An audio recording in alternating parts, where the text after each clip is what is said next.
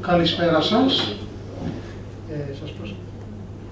Σας προσκαλέσαμε σήμερα εδώ για να συζητήσουμε ένα θέμα το οποίο λίγα γνωρίζουμε τελικά και ψάχνουμε αυτόν τον καιρό να ενημερωθούμε. Για τον λόγο αυτό καλέσαμε δύο εξαίρετους ομιλητές. Κάποιοι ήδη τους γνωρίζετε. Ο ένας είναι ευρωβουλευτής των Πράσινων, είναι ο Νίκος Χρυσόγελος, με τον οποίο συνεργαστήκαμε τα προηγούμενα χρόνια πάρα πολύ στενά για διάφορα θέματα της Υπήρου. Έχει μια ιδιαίτερη ευαισθησία, θα έλεγα, στα νησιωτικά και ορεινά συγκροτήματα της χώρας. Και αυτό και από την παλαιότερη δράση του μέσα από περιβαλλοντικές οργανώσεις, δίκτυα, ενώσεις πολιτών κτλ. Τον έχει κάνει πάρα πολύ γνωστό σε όλη την Ελλάδα. Έχει ασχοληθεί με την ευρωπαϊκή νομοθεσία και αυτός είναι ο λόγος που τον καλούμε να μιλήσει εδώ, γιατί αναπτύσσεται ένα πανευρωπαϊκό θέμα στο ζήτημα τόσο της ενέργειας, όσο κυρίως το τρόπο εξόρυξης υδρογοναθράκων, το τι πλαίσιο περιβαλλοντικό υπάρχει στην νομοθεσία αυτήν κτλ.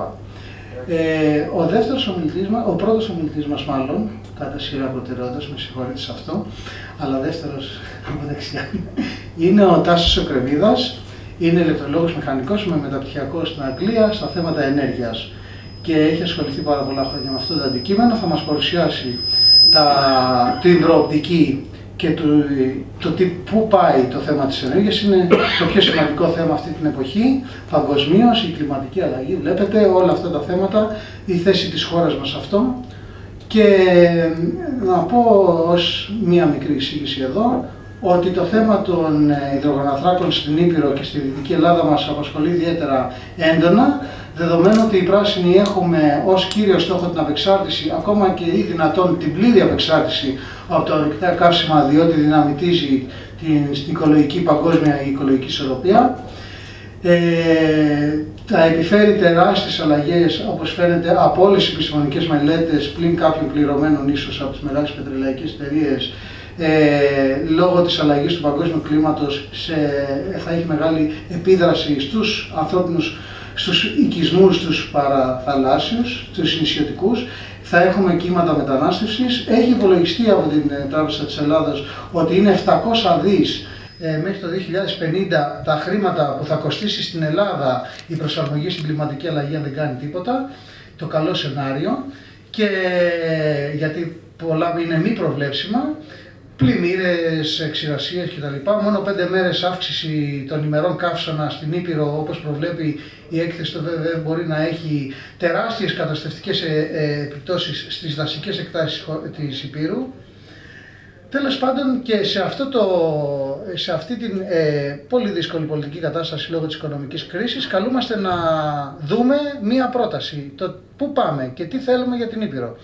Κοιτάζοντας τη στρατηγική μελέτη περιβαλλοντικών επιπτώσεων, η οποία είναι 512 σελίδες και έχει γίνει από το Εθνικό Μετσόβιο Πολυτεχνείο, και εγκρίθηκε μόλις πρόσφατα, μάλλον ανησυχήσαμε περισσότερο παρά εφησυχαστήκαμε, και τα ερωτήματα που θέταμε προς ενημέρωση έγιναν πιο έντονα. Διότι πραγματικά αναφέρει καταρχήν ότι η γεώτρηση που έγινε στο Καλπάκι κόστισε 20 εκατομμύρια ευρώ καταρχήν, και θα σας διαβάσω εδώ από τη σελίδα την αντίστοιχη της μελέτης, αυτολεξής, στη σελίδα 72, που λέει το ιστορικό και λέει: η γεώτρηση προχώρησε σε βάθος 3.900 τόσων μέτρων, διαπερνώντας σχηματισμούς των ασβεστόλιθος και συναντώντας τη μάζα τριαδικών ευαποριτών. Εκεί στο συγκεκριμένο βάθος συναντήθηκαν υψηλές πιέσεις, οι οποίες δεν έγιναν εφικτό να αντιμετωπιστούν, και η διάτρηση διεκόπη προσωρινά. Στη συνέχεια αποφασίστηκε να συνεχιστεί η διάτρηση με απόκλιση, με βάθος εγκίνησης στα 2.800 μέτρα. Η νέα αυτή γεώτρηση συνάντησε ξαλά υψηλές πιέσεις στο βάθος των 3.500 μέτρων, με αποτέλεσμα να υπάρχει κίνδυνος ατυχήματος. Το Φεβρουάριο του 2002, αυτά γίνεται το 2001, το φθινόπωρο, αποφασίστηκε η εγκατάλειψη συγκεκριμένης γεώτρησης και οι εργασίες ολοκληρώθηκαν 18 οδό. Συνολικά οι γεωτρητικές εργασίες αυτές κόστησαν περίπου 20 εκατομμύρια ευρώ. Λέμε λοιπόν ότι εδώ έχουμε ένα τεράστιο πρόβλημα, και σε όλη την μελέτη αυτό το πρόβλημα το επιστούν οι μελετητές και μάλιστα λένε στις περιβαλλοντικές επιπτώσεις που δεν είναι γνωστές, γιατί μιλάμε για έρευνες στο πρώτο στάδιο, μιλάμε και λένε ότι το πιο βασικό θέμα είναι να αντιμετωπιστεί η περίπτωση ατυχήματος. Η περίπτωση ατυχήματος είναι έκρηξη, έτσι, για να καταλάβετε. Σημαίνει μια μεγάλη τεράστια οικολογική καταστροφή δίπλα στις πηγές του Καλαμά, στις πηγές της Βελά, δίπλα στο 1 χιλιόμετρο από το Εθνικό Πάρκο Βόρειας Πίνδου, πάνω στον κεντρικό άξονα που πηγαίνει από Γιάννενα, Αλβανία και Κόνιτσα. Μιλάει λοιπόν εδώ και λέει στη σύνοψη κιόλας επί τούτου ότι θα πρέπει ο σχεδιασμός νέων γεωτρήσεων να αντιμετωπίσει αποτελεσματικά κάθε ενδεχόμενο συνάντησης υψηλών πιέσεων με κατάλληλη χρήση εξοπλισμού, προστασία, blowout prevention, BOP κτλ. Με χρήση κατάλληλων μορφών γεώτρησης κτλ. Ένα άλλο σημείο που είναι πάρα πολύ σοβαρό και αφορά τα υπόγεια ύδατα, αναφέρεται μέσα και για την ποιότητα αέρα και για την ποιότητα των υπόγειων υδροφορέων, τα οποία είναι εξαιρετικά και μάλιστα χρησιμοποιούνται κατά 25% λιγότερο από όσο υπάρχει η δυναμικότητά τους. Λέει λοιπόν ότι για το θέμα το νερό λέει, σελίδα σας διαβάζω 118, το νερό αυτό, οι ποσότητες που προκύπτουν από τη διάτρηση, λέμε, των υπόγειων υδροφόρων σχηματισμών και το παγιδευμένο νερό. Είναι, λέει αυτό, περιέχει μικρές ποσότητες πετρελαίου, αλάτι, από τον ταμιευτήρα και χημικές ουσίες που χρησιμοποιούνται στη διαδικασία παραγωγής. Μερικές από αυτές οι χημικές ουσίες είναι ιδιαίτερα τοξικές. Περιέχουν βαρέα μέταλλα και μπορεί να έχουν αρνητικές συνέπειες στο περιβάλλον. Ορισμένες από τους ρήπους που περιέχονται στο νερό αυτό είναι ιδιαίτερα ανθεκτικοί και εμφανίζουν φαινόμενα βιοσυσσόρευσης. Σε κάποιες περιπτώσεις επίσης υπάρχει το ενδεχόμενο να περιέχονται στο νερό ραδιενεργά στοιχεία. Έτσι έχουμε ένα θέμα το πού θα αποθηκευτούν αυτά και το πού θα πάνε. Λέει λοιπόν ότι αν εφαρμοστούν οι νομοθεσίες όσοι έχουν, θα πρέπει να βρεθεί είτε μια δεξαμενή, είτε αυτά να ξαναπάνε με συμπίεση μέσα, είτε να πάνε στο χιτά. Και ο χιτά βέβαια, εάν είναι η νομοθεσία και τηρείται επακριβώς, δεν θα υπάρχει κανένα πρόβλημα. Όμως βλέπουμε ήδη ρύπανση των υπογείων υδροφορέων στο χιτά του ελληνικού και καταλαβαίνετε ότι συζητάει μέσα και λέει για τρίτο, θα είναι ένας τρίτος ανάδοχος ο οποίος θα διαχειριστεί τα απόβλητα αυτά. Τέλος πάντων υπάρχουν διάφορα θέματα τα οποία ανακύπτουν από αυτή τη μελέτη. Σας προτείνω, είναι στην ιστοσελίδα του Υπουργείου, σας προτείνω να τη διαβάσετε, διότι λέει σαφέστατα ότι θα πρέπει να υπάρξει συνένεση με την τοπική κοινωνία για το πού θα γίνουν αυτές οι γεωτρήσεις ερευνητικές καταρχήν και όλο το έργο κατ' επέκταση.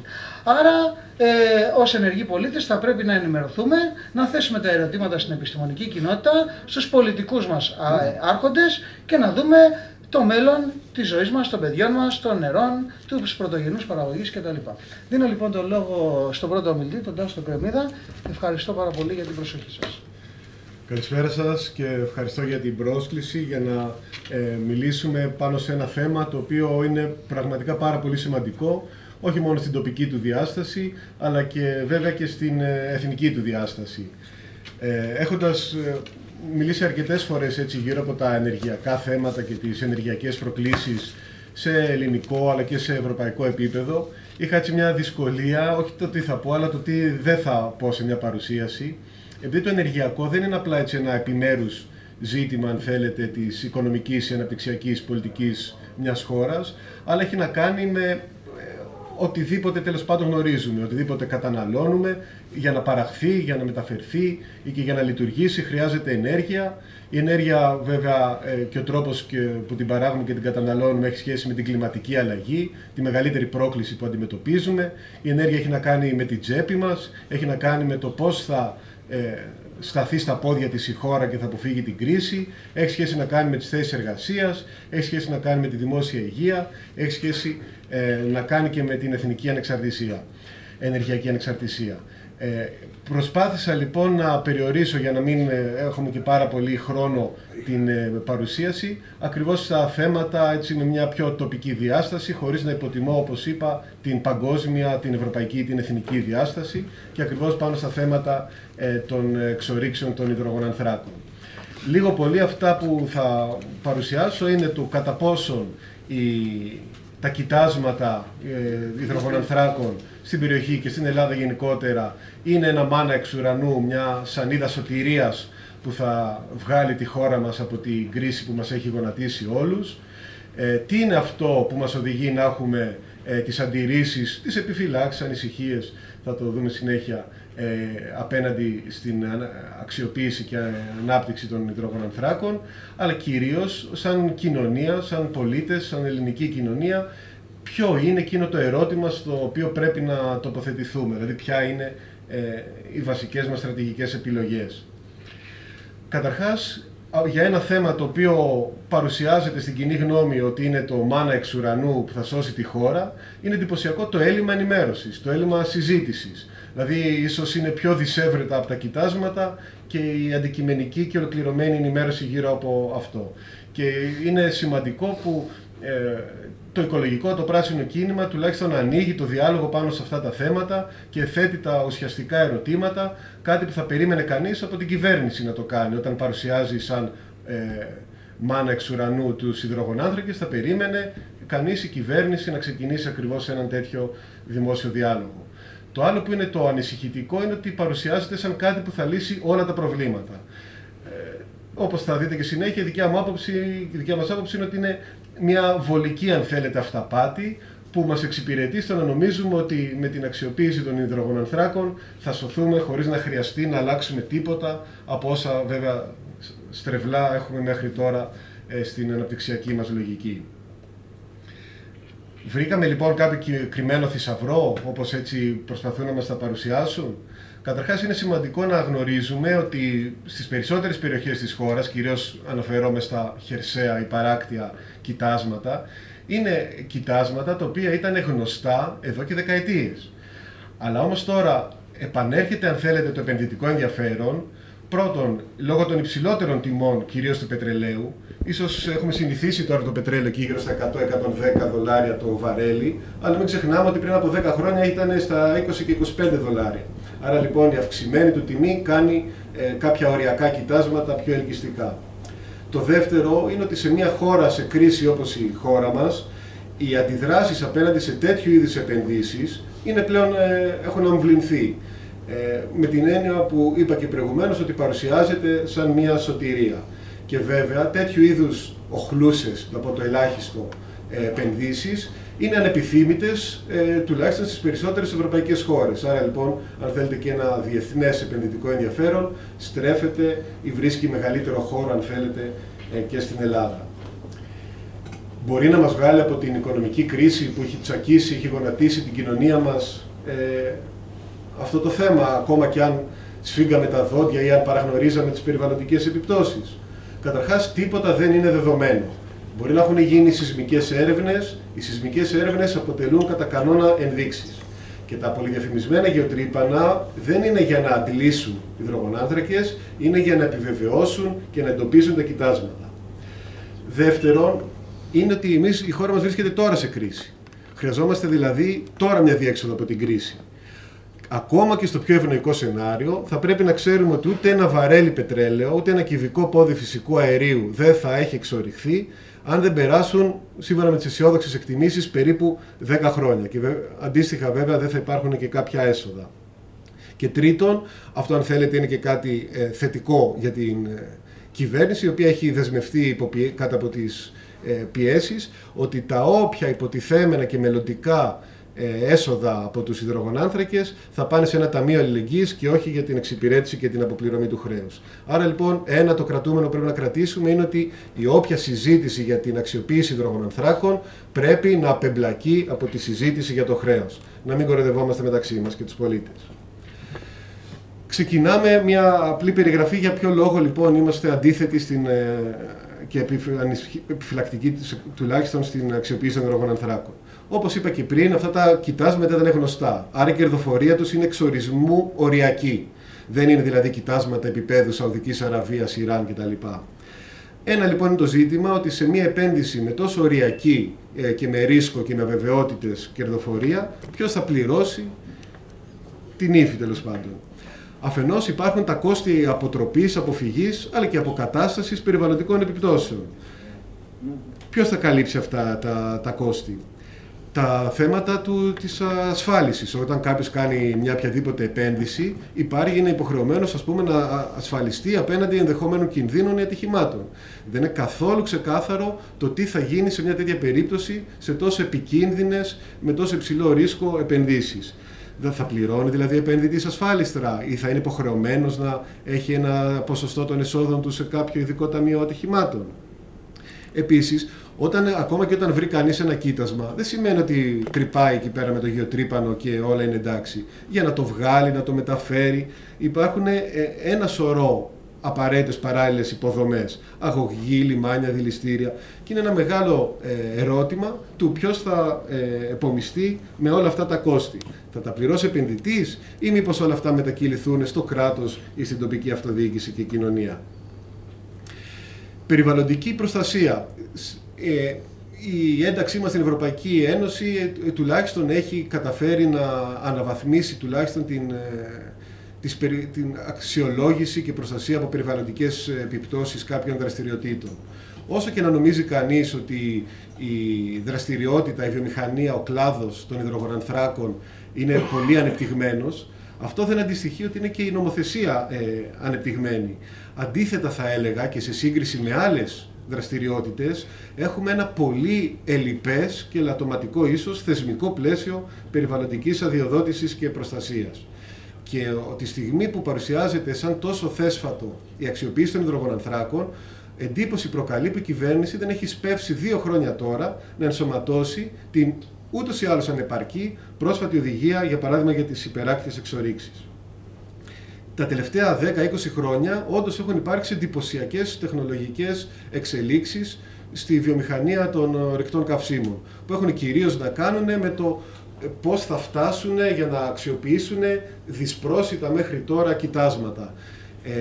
Όμως αυτή η εντυπωσιακή τεχνολογική εξέλιξη βρίσκεται μόνο στο πεδίο της εξόρυξης και της αξιοποίησης. Δεν έχει υπάρξει κάποια τεχνολογική πρόοδος σε θέματα παρακολούθησης, προστασίας, αποτροπής ή αντιμετώπισης των όποιων καταστροφών. Και είδαμε λοιπόν στην πιο προηγμένη χώρα του κόσμου, όπου είναι και εντελώς ανεπτυγμένος και ο πετρελαϊκός τομέας στην Αμερική, με το τραγικό καταστροφή εκεί πέρα στον κόλπο του Μεξικού με την πλατφόρμα της BP, που είτε ήταν δεκαετία του 50 είτε ήταν στον 21ο αιώνα, τρέχαν να μαζέψουν τα σημάζευτα και προφανώς δεν είχαν ετοιμαστεί να κάνουν τίποτα. Είναι πάρα πολλά αυτά που θα μπορούσαμε να πούμε εντελώς κωδικοποιημένα και πολύ ίσως περισσότερο μπορούν να υποθούν και στη συζήτηση στη συνέχεια. Όταν μια περιοχή, μια χώρα, μια περιφέρεια επιλέξει να στρέψει την οικονομική αναπτυξιακή της δραστηριότητα σε τόσο σημαντικές βιομηχανικές δραστηριότητες όπως είναι η εξόρυξη, δεν σημαίνει ότι απλά την προσθέτει απέναντι σε οτιδήποτε άλλο υπήρχε.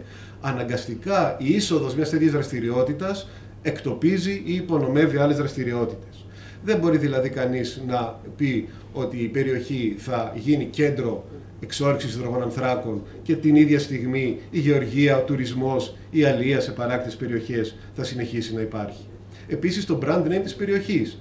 Εδώ πέρα ο νομός Ιωαννίνων και γενικότερα τα βουνά της Ελλάδας έχουν ένα παγκόσμιο, αν θέλετε, brand name, να το πούμε στην έκφραση, που προσελκύει ή τουλάχιστον είναι σεβαστό από ολόκληρο τον κόσμο. Θα είναι ανυπολόγιστου κόστους το θέμα του να χάσει αυτή την ελκυστικότητα η περιοχή και να είναι συνδεδεμένη στο μυαλό των πολιτών ή των υποψήφιων τουριστών, όχι ως μια φυσική περιοχή, αλλά ως μια περιοχή με τόσο οχλούσες και βαριές δραστηριότητες. Αξίζει το ρίσκο? Τα στοιχεία που έχω εγώ είναι ότι τα εκτιμόμενα αποθέματα πετρελαίου στην περιοχή εδώ πέρα είναι 40 με 80 εκατομμύρια βαρέλια. Τα συνολικά αποθέματα. Ακόμα δηλαδή και αν αξιοποιούνταν όλα αυτά τα αποθέματα, υπήρχαν και τα βγάζαμε, αντιστοιχεί με μια εθνική κατανάλωση πετρελαίου 4 έως 6 μηνών. Άλλο ένα θέμα. Είναι γνωστή η έκφραση στη διεθνή πολιτική, η κατάρα των πόρων. Τι σημαίνει αυτό? Σημαίνει ότι οι χώρες που είναι πλούσιες σε φυσικούς πόρους έχουν την κατάρα ότι η αξιοποίηση των φυσικών αυτών πόρων δεν οδηγεί σε μια ευημερία. Χαρακτηριστικό παράδειγμα η Αφρική, η πιο πλούσια ήπειρος σε φυσικούς πόρους και σε υδρογονάνθρακες αλλά και σε ορυκτά, δεν έχει καταφέρει να οδηγήσει τους πολίτες σε μια έτσι ευημερία. Χαρακτηριστικά παραδείγματα βέβαια είναι η Νιγηρία, εκεί και το Δέλτα του Νίγηρα, αλλά και όχι μόνο, και η Αγκόλα και όλες αυτές οι περιοχές έχουν οδηγήσει σε μια εξαθλίωση, θα έλεγα, των πολιτών. Θα πει κανείς, ωραία, η Ελλάδα είναι μια ευρωπαϊκή χώρα, δεν είναι Νιγηρία, δεν είναι όμως και Νορβηγία, όπως τουλάχιστον έχω ακούσει τον Υπουργό Περιβάλλοντος να χαρακτηρίζει την Ελλάδα. Έχω πολλές επιφυλάξεις για το κατά πόσον οι θεσμοί, οι μηχανισμοί παρακολούθησης και εποπτείας του ελληνικού κράτους θα μπορούσαν να συγκριθούν με εκείνους της Νορβηγίας. Για να μην πάρουμε λοιπόν τα άκρα ούτε της Νιγηρίας ούτε της Νορβηγίας, μήπως θα έπρεπε να κοιτάξουμε παρόμοιες, αν θέλετε, χώρες που είναι και στη γειτονιά μας, την Αλβανία και τη Ρουμανία, οι οποίες χώρες εξορίσουν πετρέλαιο από το Μεσοπόλεμο και νομίζω πως η αξιοποίηση αυτών των κοιτασμάτων δεν έχει οδηγήσει σε μια αξιοζήλευτη, τέλος πάντων, ανάπτυξη της κοινωνίας και της ευημερίας. Είναι λοιπόν πολύ σημαντικό να έχουμε πολλές επιφυλάξεις απέναντι σε όλες αυτές τις διαφημίσεις για το κατά πόσον αποτελεί έτσι έναν θησαυρό η αξιοποίηση των υδρογονανθράκων. Πολύ λίγα λόγια για ένα τεράστιο θέμα, το σχιστολιθικό αέριο, που και γι' αυτό έχει ανοίξει η κουβέντα στη χώρα μας, επειδή παρουσιάζεται μάλιστα ότι είναι και ως καθαρότερο από το πετρέλαιο και πολύ περισσότερο και τον άνθρακα. Δεν είναι καθόλου ακριβώς έτσι, καταρχάς το θέμα της καθαρότητας. Η διεθνής βιβλιογραφία μέχρι στιγμής έχει έντονες επιφυλάξεις για το κατά πόσον προσφέρει μειωμένες εκπομπές, και αυτό γιατί όλη η διαδικασία, και η εξόρυξη και η μεταφορά, χαρακτηρίζεται και συνοδεύεται από εκπομπές μεθανίου, με λίγα λόγια διαρροές του φυσικού αερίου, όπου το μεθάνιο, μην ξεχνάμε, είναι και ένα αέριο του θερμοκηπίου πολλές δεκάδες φορές πιο ισχυρό από το διοξείδιο του άνθρακα. Και βέβαια, γι' αυτό θα μιλήσουμε και αργότερα, ότι μία στροφή προς τέτοιου είδους εξορίξεις υπονομεύει εναλλακτικές επιλογές, υπονομεύει τις δυνατότητες που έχουμε να στραφούμε σε ένα καθαρότερο ενεργειακό μέλλον. Το ανέφερε και ο Ρήγας προηγουμένως, ότι η ίδια η τεχνολογία της υδραυλικής διάρρηξης για σχιστολιθικό αέριο συνοδεύεται από μια τοξική ρύπανση των επιφανειακών και υπόγειων υδάτων, αλλά και μεγάλη κατανάλωση υδατικών πόρων. Το τοπίο καταστρέφεται, δεν είναι, αν θέλετε, σαν το πετρέλαιο που κάνει κανείς μία γεώτρηση και αξιοποιεί ένα κοίτασμα, αλλά χρειάζονται πολλές μικρότερες. Και αυτό βέβαια, εκτός από το τοπίο, καταστρέφει οικοσυστήματα και χρήσης γης, οδηγώντας τους αγρότες και όχι μόνο και τον τουρισμό, όπως είπαμε, σε μια περιθωριοποίηση. Θα χρειαστούν πρόσθετες υποδομές επιφανειακές για αγωγούς μεταφοράς και, όπως ανέφερα και προηγουμένως, ότι όλες αυτές οι υποδομές και επενδύσεις θα καταστήσουν την περιοχή πολύ λιγότερο ελκυστικό τουριστικό προορισμό. Και μην ξεχνάμε και ότι η ίδια η τεχνολογία χαρακτηρίζεται αλλά και προκαλεί ακόμα περισσότερο από αύξηση της σεισμικής δραστηριότητας. Και στην Ολλανδία και στην Αμερική και σε άλλες χώρες που έχουν γίνει έτσι πιλωτικά στην Ευρώπη τέτοια έργα, έχει παρατηρηθεί μια σημαντική αύξηση της σεισμικής δραστηριότητας, η οποία σχετίζεται απόλυτα, δηλαδή είναι υπαίτια, η διαδικασία σχιστολιθικού αερίου, υδραυλική διάρρηξη. Αξίζει κανείς να σημειώσει ότι παρότι όλο το γεγονός ότι η Ευρωπαϊκή Ένωση είναι σε μεγάλο βαθμό εξαρτημένη, δηλαδή εισάγει φυσικό αέριο και μάλιστα, αν θέλετε, από γεωστρατηγικούς ανταγωνιστές της όπως η Ρωσία, η Γερμανία της κυρίας Μέρκελ έχει προβεί σε ένα μορατόριουμ ερευνών και αξιοποίησης σε ό,τι αφορά το σχιστολιθικό αέριο, ακριβώς μέχρι να υπάρξει μια πιο ξεκάθαρη εικόνα των επιστημόνων γύρω από τις σχετικές επιπτώσεις. Άρα λοιπόν εμείς δεν έχουμε κανένα λόγο να είμαστε λιγότερο επιφυλακτικοί. Μια τεράστια κουβέντα θα μπορούσε να γίνει γύρω από το θέμα της ενεργειακής ανεξαρτησίας, πολύ περισσότερο υπό το φως των εξελίξεων που παρακολουθούμε στην Ουκρανία. Θα φέρω μόνο αυτό το γράφημα τώρα, που είναι από το έγγραφο εργασίας της ίδιας της Κομισιόν, στο πλαίσιο της συζήτησης για το πακέτο μέτρων για το 2030. Αν θυμάστε, πριν το 2007-2008 είχε αποφασιστεί ένα πακέτο ενεργειακών και κλιματικών στόχων για το 2020.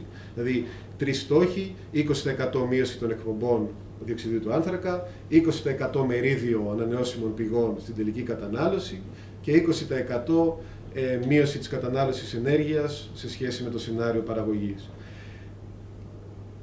Η τελική απόφαση, από ό,τι φαίνεται, θα πάρθει για το 2030 στη Σύνοδο Κορυφής του Οκτωβρίου. Η Κομισιόν τον Ιανουάριο παρουσίασε τις προτάσεις της, που προφανώς όχι μόνο δεν κινούνται καν σε θετική κατεύθυνση, αλλά είναι επικίνδυνα ανεπαρκείς. Αυτό που έχει ενδιαφέρον είναι τα διαφορετικά σενάρια που είχε εξετάσει η Κομισιόν.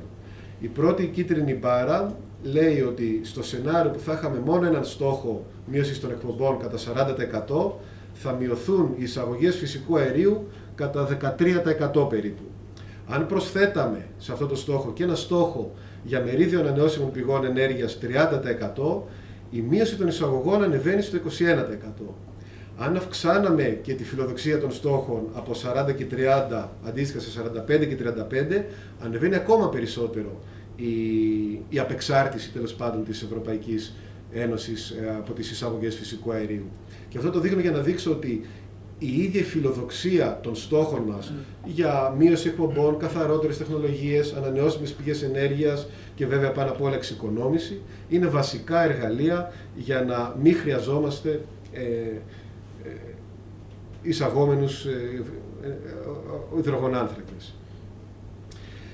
Κλείνοντας, θέλω να κάνω μια τεράστια βέβαια κουβέντα, θα προσπαθήσω σε 5 λεπτά να κάνω μια κουβέντα, είναι το σαν κοινωνία, δηλαδή τι όραμα έχουμε, ποια είναι η στρατηγική μας πολιτική και επιλογή. Παραδοσιακά στην Ελλάδα το ενεργειακό ζήτημα, η ενεργειακή πολιτική χαρακτηριζόταν από σπασμωδικές, κοντόφθαλμες και συχνά αντικρουόμενες επιλογές. Με μια έμφαση βέβαια στην πιο φτηνή, στην πιο εύκολη, στην πιο βολική λύση.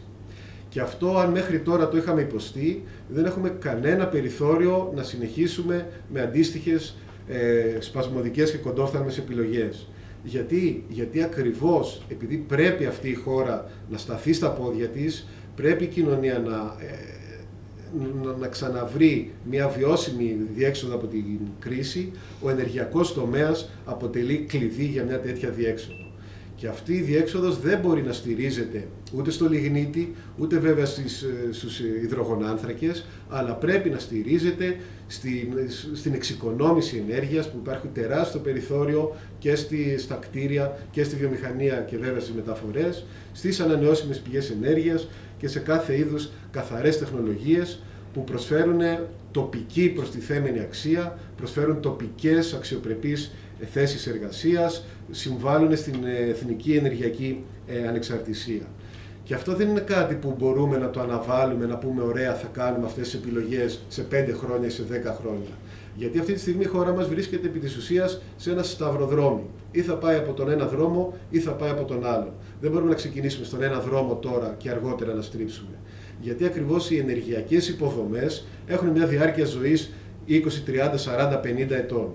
Αν στραφούμε σήμερα σε παραδοσιακές, συμβατικές, βρώμικες, ρυπογόνες επιλογές, όπως είναι οι εξορίξεις και οι σταθμοί παραγωγής ορυκτών καυσίμων, αυτά θα τα φορτωθούμε και θα τα κουβαλάμε για δεκαετίες.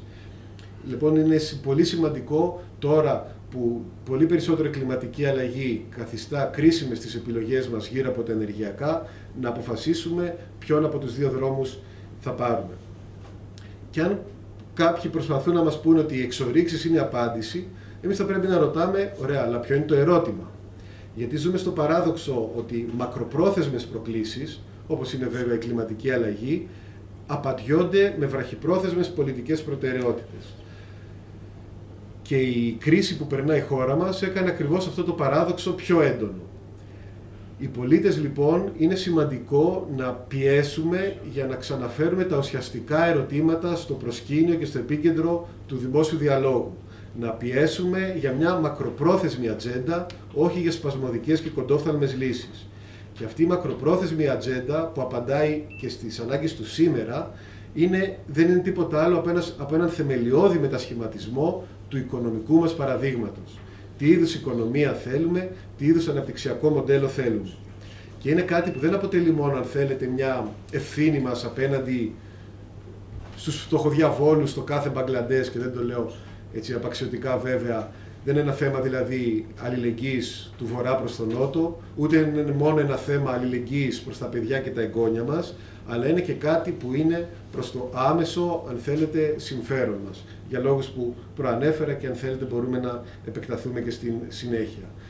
Κλείνω αυτή τη σύντομη παρουσίαση με έτσι μια γελιογραφία, είναι στα αγγλικά βέβαια, από το 2009, όπου δείχνει με λίγα λόγια ότι ακόμα και αν δεν υπήρχε κλιματική αλλαγή, που επιμένω είναι η μεγαλύτερη πρόκληση που αντιμετωπίζουμε σαν ανθρωπότητα, έχουμε ένα σωρό λόγους να επιλέξουμε την απεξάρτηση από τα ορυκτά καύσιμα και τη στροφή σε ένα καθαρό, βιώσιμο και ενεργειακό μέλλον, γιατί έχει να κάνει ακριβώς με την ενεργειακή μας ανεξαρτησία, με τη δημόσια υγεία, με τις πράσινες θέσεις εργασίας, με την ποιότητα ζωής της πόλης και με την υγεία των παιδιών μας. Η επιλογή είναι δικιά μας. Νομίζω πως οι πολίτες πρέπει με όλα τα μέσα που διαθέτουμε να πιέζουμε για να αποφύγουμε καταστροφικές, επικίνδυνες και αντιοικονομικές επιλογές.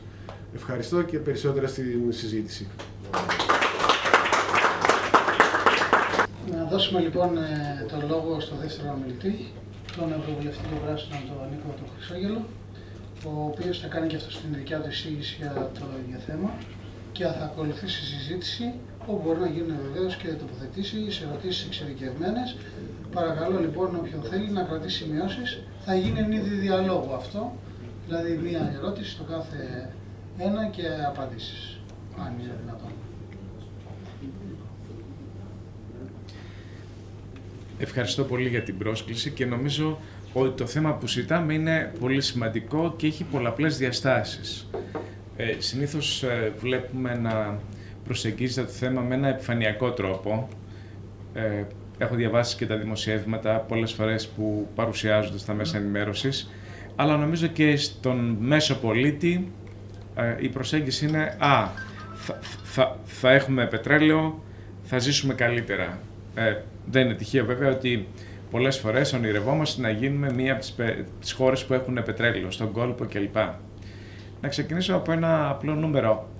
Ως χώρα εισάγουμε πετρέλαιο το οποίο κοστίζει γύρω στα 20 δισεκατομμύρια, μάλλον όλα τα παράγωγα, και μόνο για τις περιοχές που είναι νησιωτικές και δεν είναι διασυνδεμένες με το δίκτυο, πληρώνουμε για την εισαγωγή πετρελαίου γύρω στα 700 εκατομμύρια ευρώ.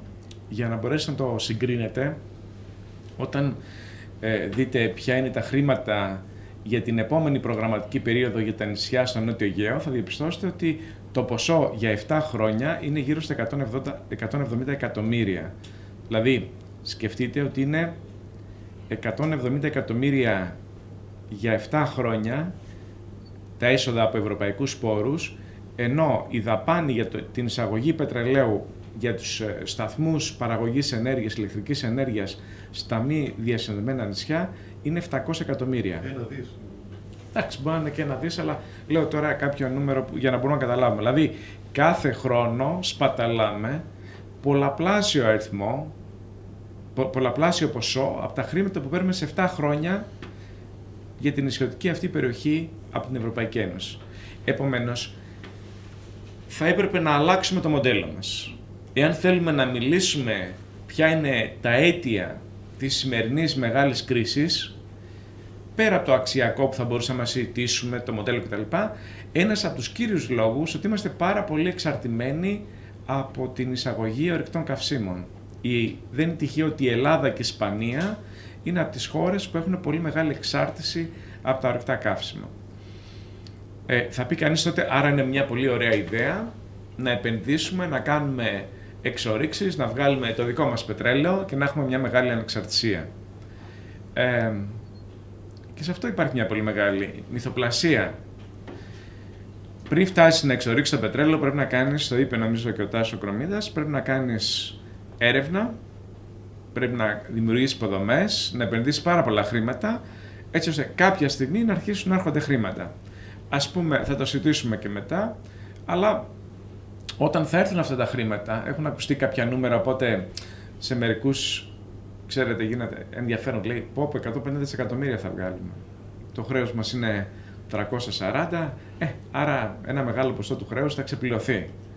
Κοιτάξτε, ναι, πάντα η στατιστική και τα νούμερα δεν είναι όλη η αλήθεια. Τα 150 δισεκατομμύρια, εάν αυτά βέβαια πάνε στην ελληνική κοινωνία, θα είναι σε ένα διάστημα 30 με 40 χρόνια. Δηλαδή, αν το διαιρέσει κανένας δια 30 χρόνια, έτσι είναι γύρω στα 4,5 ας πούμε 5 δισεκατομμύρια το χρόνο. Σε σχέση με το ΑΕΠ που αυτή τη στιγμή είναι γύρω στα 184 δισεκατομμύρια, το ποσό αυτό είναι αστείο. Θα πει κανείς, εντάξει, αλλά και 4 δισεκατομμύρια τα χρειαζόμαστε, έτσι θα χάσουμε 4 δισεκατομμύρια.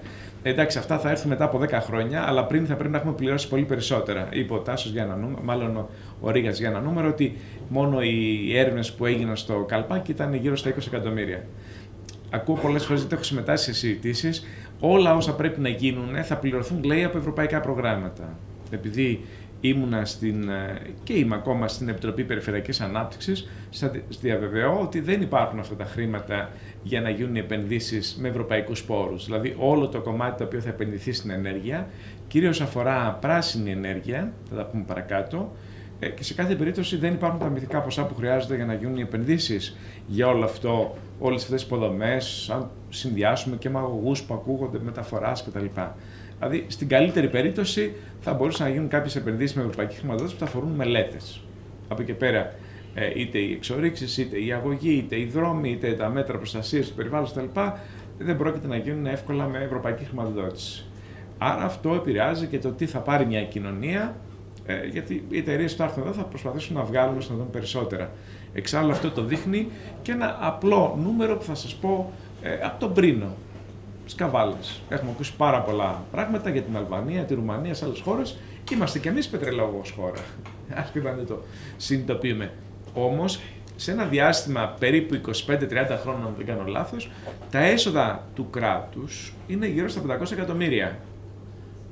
Αν το διαιρέσετε πάλι για του 30, θα δείτε ένα πολύ μικρό ποσό το οποίο παίρνει, δηλαδή μερικά εκατομμύρια, ας πούμε.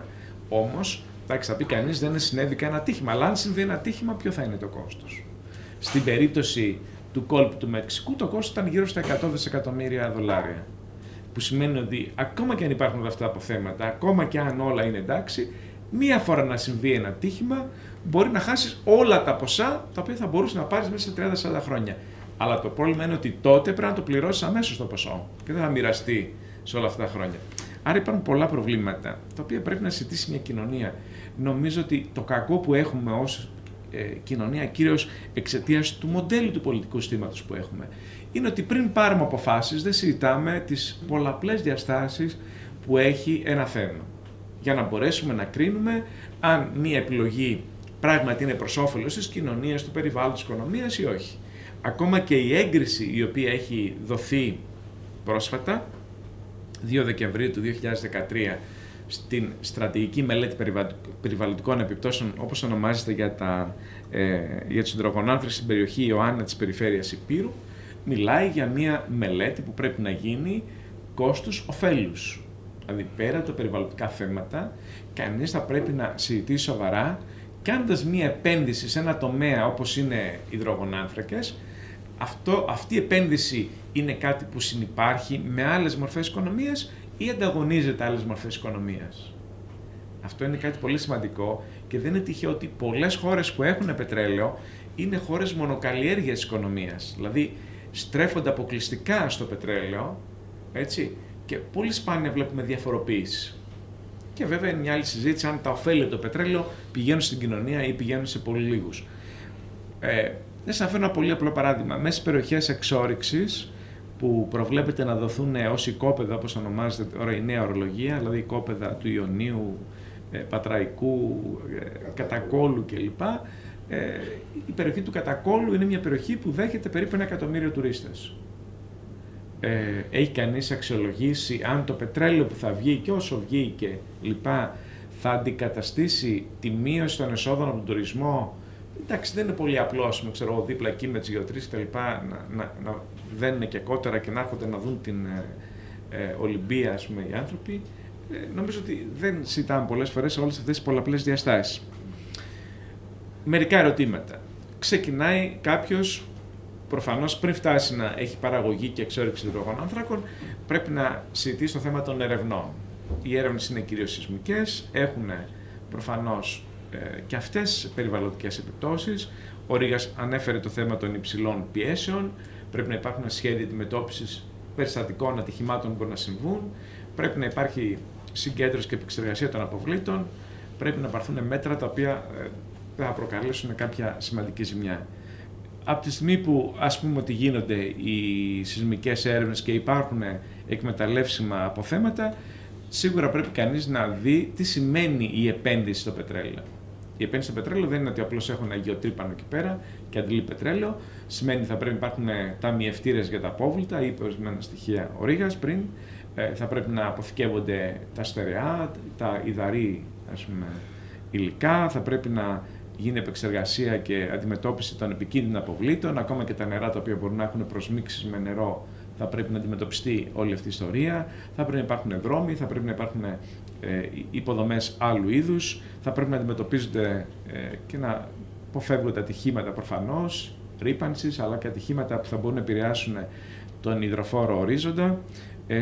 Η έγκριση της μελέτης προβλέπει ότι μια περιοχή περίπου 4.200 τετραγωνικών χιλιόμετρων της Ηπείρου είναι αυτή στην οποία μπορούν να γίνει η εκμετάλλευση υδρογονανθράκων. Δηλαδή είναι σχεδόν όλη η Ήπειρος, περιλάβετε και τα καινούργια σχέδια για άλλες περιοχές, άρα αυτό που αποκλείεται είναι γύρω στα 3.500 τετραγωνικά χιλιόμετρα. 300 κάτι τετραγωνικά χιλιόμετρα. Δηλαδή η υπόλοιπη έκταση, σύμφωνα με την έγκριση που έχει δώσει το Υπουργείο Περιβάλλοντος, το ΙΠΕΚΑ, Ενέργειας και Κλιματικής Αλλαγής όπως ονομάζεται, είναι η επιφάνεια, η έκταση μάλλον, η περιοχή, η οποία είναι 4.200 τετραγωνικά χιλιόμετρα μείον 380, αν θυμάμαι καλά το νούμερο, τετραγωνικά χιλιόμετρα, τα οποία είναι κυρίως περιοχές οι οποίες είναι γύρω από υδροφόρο ορίζοντα και γύρω από τις ακτές.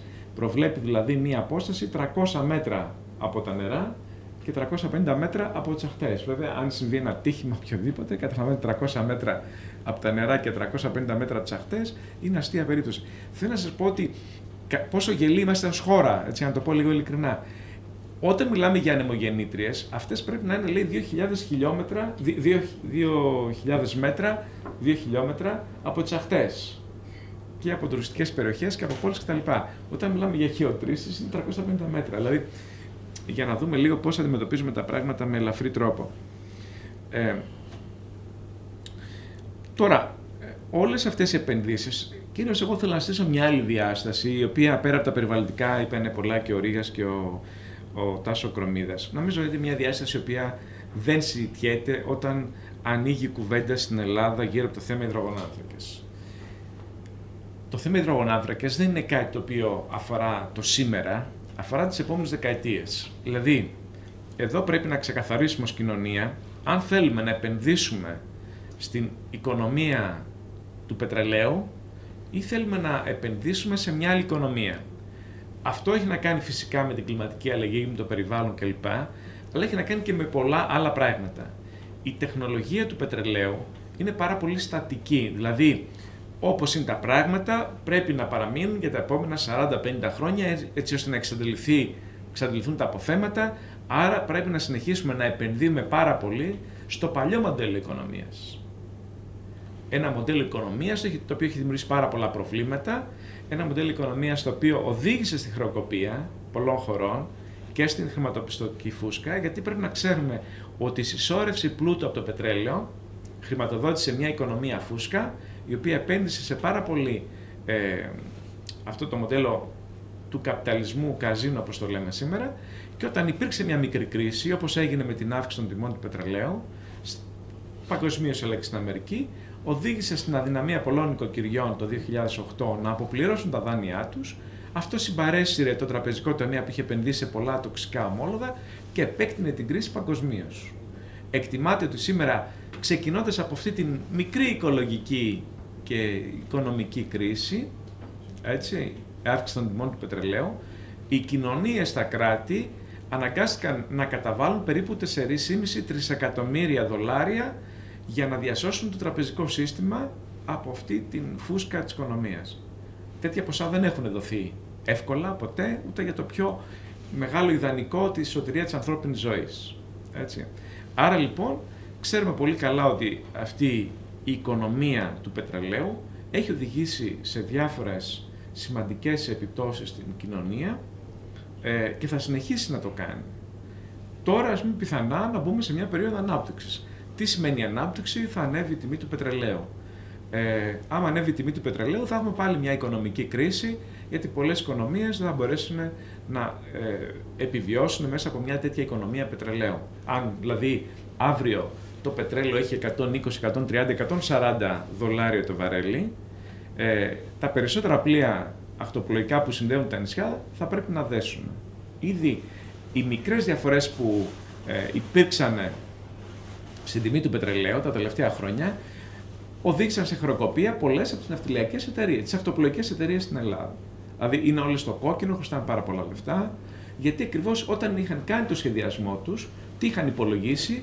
Ότι η τιμή του βαρελιού θα είναι μεταξύ 12 δολαρίων και 30.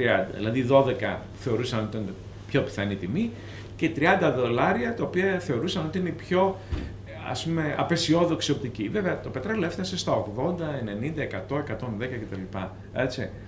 Και αυτό δεν το λέω μόνο για τα πλοία, αλλά το λέω και για την βιομηχανία μας. Η βιομηχανία μας, γιατί κλείνει ένα μεγάλο κομμάτι της βιομηχανίας? Λέει ότι είναι ασύμφορη, λέει, η βιομηχανία, μα όμως είναι μια βιομηχανία που καταναλώνει και σπαταλάει πάρα πολύ ενέργεια. Είναι εντελώς αναποτελεσματική, είναι από τις πιο αναποτελεσματικές από άποψη κατανάλωσης ενέργειας της βιομηχανία και γι' αυτό πολλές από τις βαριές βιομηχανίες κλείνουν και οδηγούνται σε κρίση. Άρα λοιπόν, όταν επενδύουμε σε ένα μοντέλο ενεργειακό, πρέπει να ξέρουμε και ποιες είναι οι συνέπειες. Όταν επενδύουμε στην παραγωγή ενέργειας, ακόμα και αν είναι δική μας, σε εισαγωγικά δική μας, γιατί δεν θα πουλιέται αυτό το πετρέλαιο, δεν θα μας το χαρίζει κανένας, έτσι, θα πουλιέται στην τιμή, θα έχει κάποια έσοδα μια εταιρεία, η τιμή του πετρελαίου θα συνεχίσει να ακολουθεί τις τιμές των χρηματιστηρίων. Έτσι. Και εντάξει, αν υπάρχουν και κάποια έσοδα στο κράτος, μπορεί να υπάρχουν κάποια έσοδα στο κράτος, 3, 4, 5 δισεκατομμύρια. Αλλά αυτός που χρησιμοποιεί αυτή την ενέργεια, είτε είναι νοικοκυριά, είτε είναι η βιομηχανία, η βιοτεχνία κτλ., θα πληρώνει με τις τιμές που είναι η τιμή του πετρελαίου διεθνώς. Έτσι. Άρα, εάν επενδύσουμε για τα επόμενα 30-40 χρόνια σε κάτι τέτοιο, θα πρέπει να ξέρουμε ότι είμαστε μια οικονομία που είναι πάρα πολύ ευάλωτη. Υπάρχει άλλος τρόπος και άλλος δρόμος? Νομίζω ότι είναι αυτός ο δρόμος που με τον ένα με τον άλλο τρόπο χαρά σε ευρωπαϊκό επίπεδο δεν ενσωματώνεται στην ελληνική πολιτική σκηνή. Κοιτάξτε, ποιος είναι ο σχεδιασμός για τα επόμενα 7 χρόνια, 2014-2020, για τη χρήση των ευρωπαϊκών πόρων, όπως λέγεται από τα ευρωπαϊκά διαρθρωτικά και επενδυτικά ταμεία? Το 20% του ευρωπαϊκού προπολογισμού θα πάει, λέει, σε προγράμματα αντιμετώπισης κλιματικής αλλαγής, εξοικονόμησης ενέργειας και προώθηση ανανεώσιμων πηγών ενέργειας. Δηλαδή, ενώ με τον ένα με τον άλλο τρόπο, ίσως όχι πολύ φιλόδοξα, η Ευρώπη θα κινείται προς την οικολογική καινοτομία, εμείς θα πρέπει να επενδύσουμε χρήματα τώρα που είναι η κρίση, για να βγάλουμε ίσως χρήματα από το πετρέλαιο με όλη την ανασφάλεια και το ρίσκο μετά από 10 χρόνια ή μετά από 20 χρόνια. Άρα λοιπόν, κοιτάξτε, δεν μπορεί να γίνονται και τα δύο ταυτόχρονα. Δηλαδή, δεν μπορεί να επενδύσουμε σε οικολογική καινοτομία, σε εξοικονόμηση ενέργειας, σε ανανεώσιμες πηγές ενέργειας και την ίδια στιγμή να θέλουμε να επενδύσουμε στο πετρέλαιο. Δεν υπάρχουν αυτοί οι πόροι, αλλά και από άποψη στρατηγικής είναι λάθος. Δηλαδή, να λες ότι εγώ θέλω να κάνω και καλό δίκτυο σιδηροδρόμου και να συνδέω την Ήπειρο με τρένο κτλ. Όπως υπάρχει μια συζήτηση, όπως ξέρετε, να αναπτύξω ένα καλό σιδηροδρομικό δίκτυο και απ' την άλλη να κάνω πολύ μεγάλους αυτοκινητόδρομους για να πηγαίνει άλλος γρήγορα με το αυτοκίνητο. Είναι ανταγωνιστικά μεταξύ τους. Πρέπει να είμαστε ξεκάθαροι. Το ίδιο ισχύει εάν θέλουμε να επενδύσουμε στην εξοικονόμηση ενέργειας και στην καινοτομία που συνεπάγεται χρήση των ανανεώσιμων πηγών ενέργειας, πρέπει να επενδύσουμε εκεί πέρα. Και νομίζω ότι εκεί πέρα υπάρχουν πόροι. Δηλαδή, σκεφτείτε σήμερα από πού μπορούμε να πάρουμε πόρους? Από το Ευρωπαϊκό Ταμείο Περιφερειακής Ανάπτυξης και από το Ευρωπαϊκό Ταμείο Συνοχής.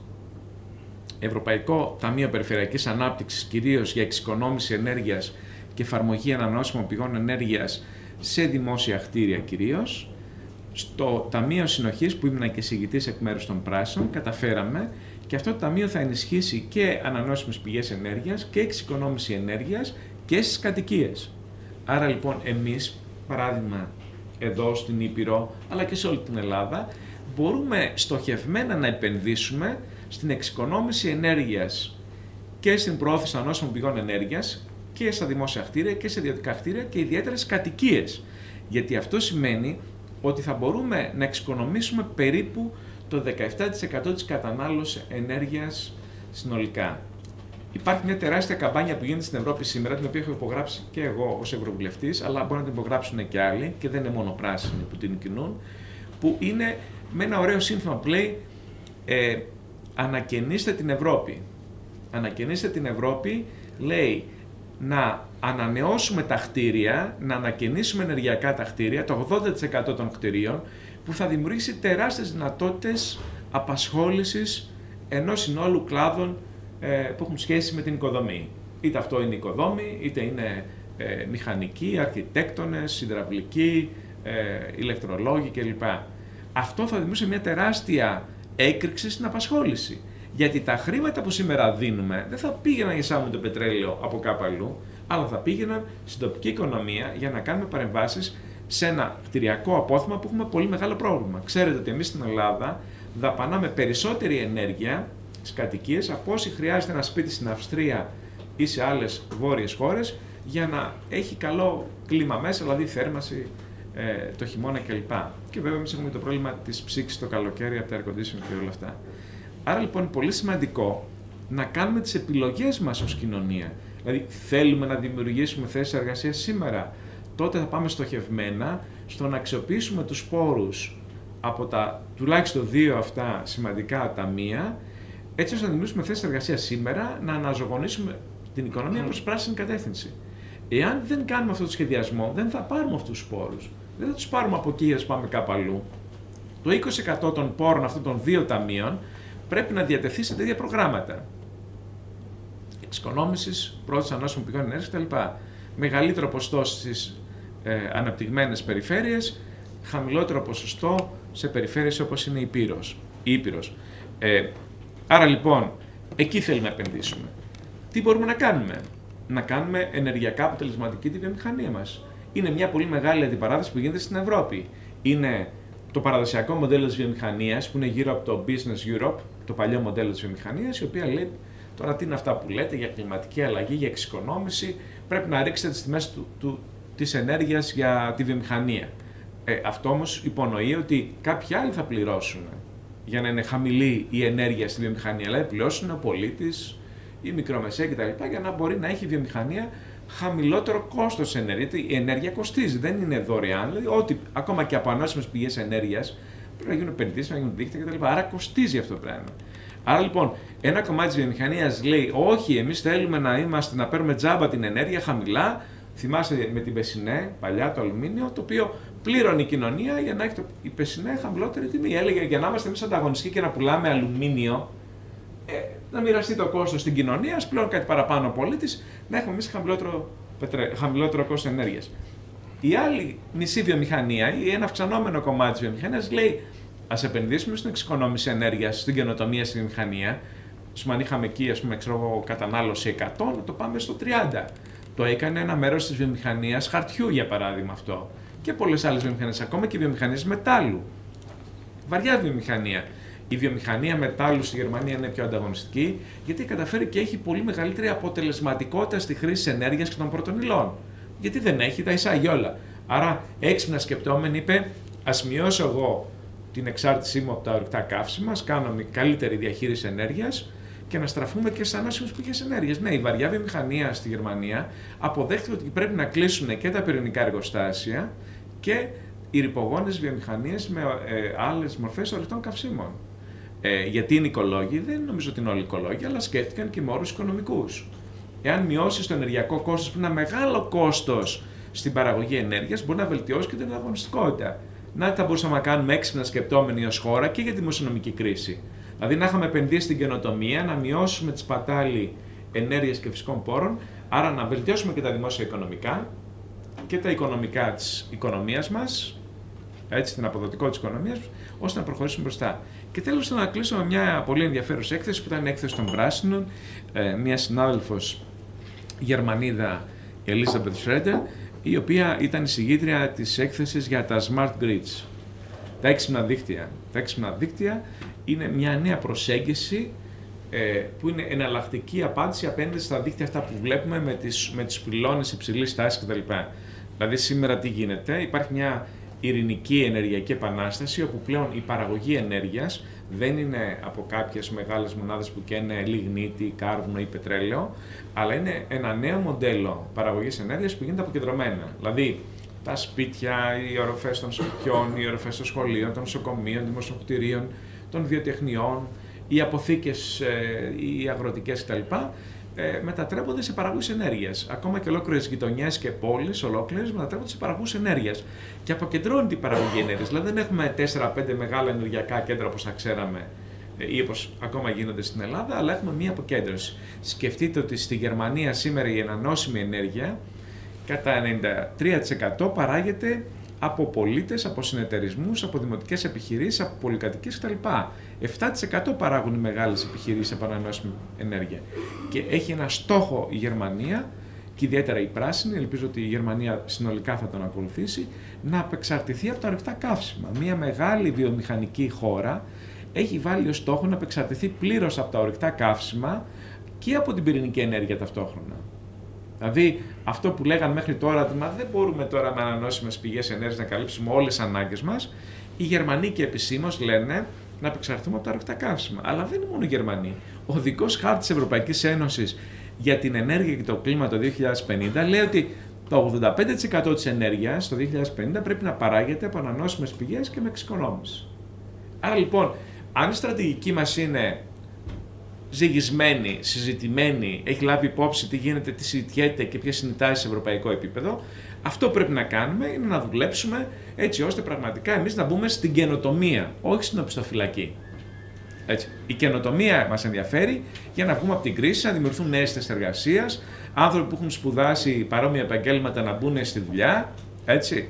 Γιατί εκεί πέρα μπορεί να δημιουργηθούν ένα σύνολο επαγγελμάτων και μορφών βιώσιμης οικονομίας. Αυτά ήθελα να πω εγώ. Τα έξυπνα δίκτυα είναι δίκτυα στα οποία μπορούν να ενσωματωθούν διαφορετικές μορφές παραγωγής ενέργειας. Είτε η ενέργεια παράγεται από αιωλικά ή φωτοβολταϊκά, είτε είναι από γεωθερμία χαμηλής τάσης, είτε άλλες μορφές με το βιαέριο. Δηλαδή, επανασχεδιάζουμε όλο το μοντέλο, ακόμα όχι μόνο της παραγωγής, αλλά και διανομής, αποθήκευσης και χρήσης ενέργειας. Δηλαδή, μπορεί να αποθηκεύεις ενέργεια, για παράδειγμα, σε ηλεκτρικά αυτοκίνητα. Παράγεται κάποια ενέργεια όταν έχει πολύ άνεμο, αλλά δεν μπορεί να καταναλώσει όλη αυτή την ενέργεια. Μπορεί να την αποθηκεύσει σε μπαταρίες, σε δίκτυα με υδρογόνο, μπορεί να την αποθηκεύσει σε διάφορους ταμιευτήρες κλπ. Υβριδικά συστήματα. Άρα, εμείς ως κοινωνία πρέπει να πάρουμε πόρους, να τους χρησιμοποιήσουμε αποτελεσματικά, να επενδύσουμε στην καινοτομία και να συνδυάσουμε την προστασία του περιβάλλοντος με νέες ιδέες για την οικονομία και με όφελος όλης της κοινωνίας. Γιατί όλα αυτά που λέμε, αποκεντρωμένα, μικρά δίκτυα, περιφερειακή οργάνωση, σημαίνει ότι και οι τοπικές κοινωνίες μπορούν να αποφεληθούν. Δηλαδή, τι σημαίνει, όχι απλώς θα δουλέψουν 5 εργάτες στις γεωτρήσεις ή 100 εργάτες εργαζόμενοι στην άντληση υδρογονανθράκων, γιατί πόσοι θα είναι, πόσες χιλιάδες θα μπορούν να δουλέψουν εκεί πέρα, δεν μπορούν να δουλέψουν πολύ, έτσι περισσότεροι. Αν επανασχεδιάσουμε όμως όλο το μοντέλο ενέργειας στην Ήπειρο, κάνουμε εξοικονόμηση ενέργειας, ξαναμπούν οι μάστοροι που ξέρουν να φτιάχνουν τα σπίτια με πιο καλό τρόπο, φτιάξουμε έξυπνα δίκτυα, αποκεντρώσουμε την παραγωγή ώστε και οι σκεπές, οι οροφές των αποθηκών και σπίτια, γίνουν παραγωγή και τα σχολεία και οι εγκαταστάσεις των νοσοκομείων κτλ. Έχουμε ένα νέο μοντέλο οικονομίας που είναι πολλές επενδύσεις μικρές που είναι ρεαλιστικό να γίνουν, γιατί αλλιώς περιμένουμε αυτόν που θα έρθει να φέρει τα 100 εκατομμύρια ή τα 500 εκατομμύρια. Μπορούν να γίνουν εν μέρει με ευρωπαϊκή χρηματοδότηση, μπορούν να γίνουν από τους πολίτες μέσα από συνεργατικές μορφές, ακόμα και η εξοικονόμηση ενέργειας στα κτίρια, μπορεί να γίνει με τη συμμετοχή ανθρώπων που έχουν προβλήματα αναπηρίας. Δηλαδή, κοιτάξτε, υπάρχουν σήμερα εταιρείες που το κάνουν αυτό με νέους ανθρώπους, με ανθρώπους που έχουν προβλήματα αναπηρίας, με νέους επιστήμονες που τελειώνουν τα αντίστοιχα επαγγέλματα και είναι σήμερα άνεργοι.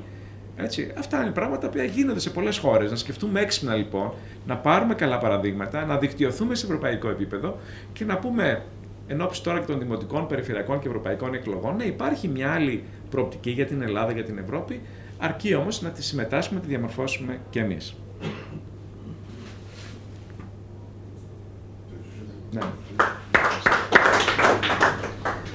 ευχαριστούμε πάρα πολύ τους δύο ομιλητές για την εξαιρετική τους τοποθέτηση, τουλάχιστον να το βγάζουμε τη σκέψη.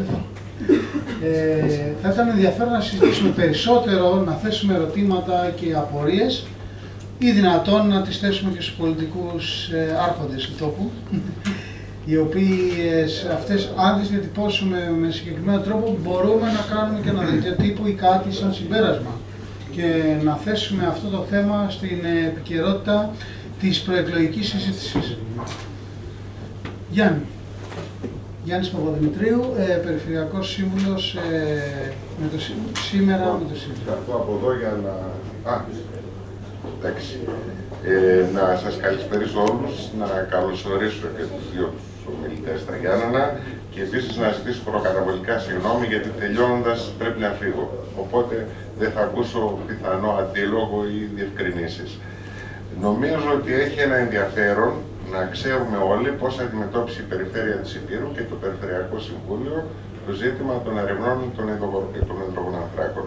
Καταρχήν, η μοναδική ευκαιρία συζήτησης δεν ήταν αυτό καθ' αυτό το θέμα, αλλά ήταν ο φόρος επί των υδρογονανθράκων, που ήταν μια πρωτοβουλία του Υπουργείου, του Μανιάτη, ο οποίος ζήτησε από τις περιφέρειες, τις αιρετές, να υποβάλουν τις προτάσεις τους επί του φόρου.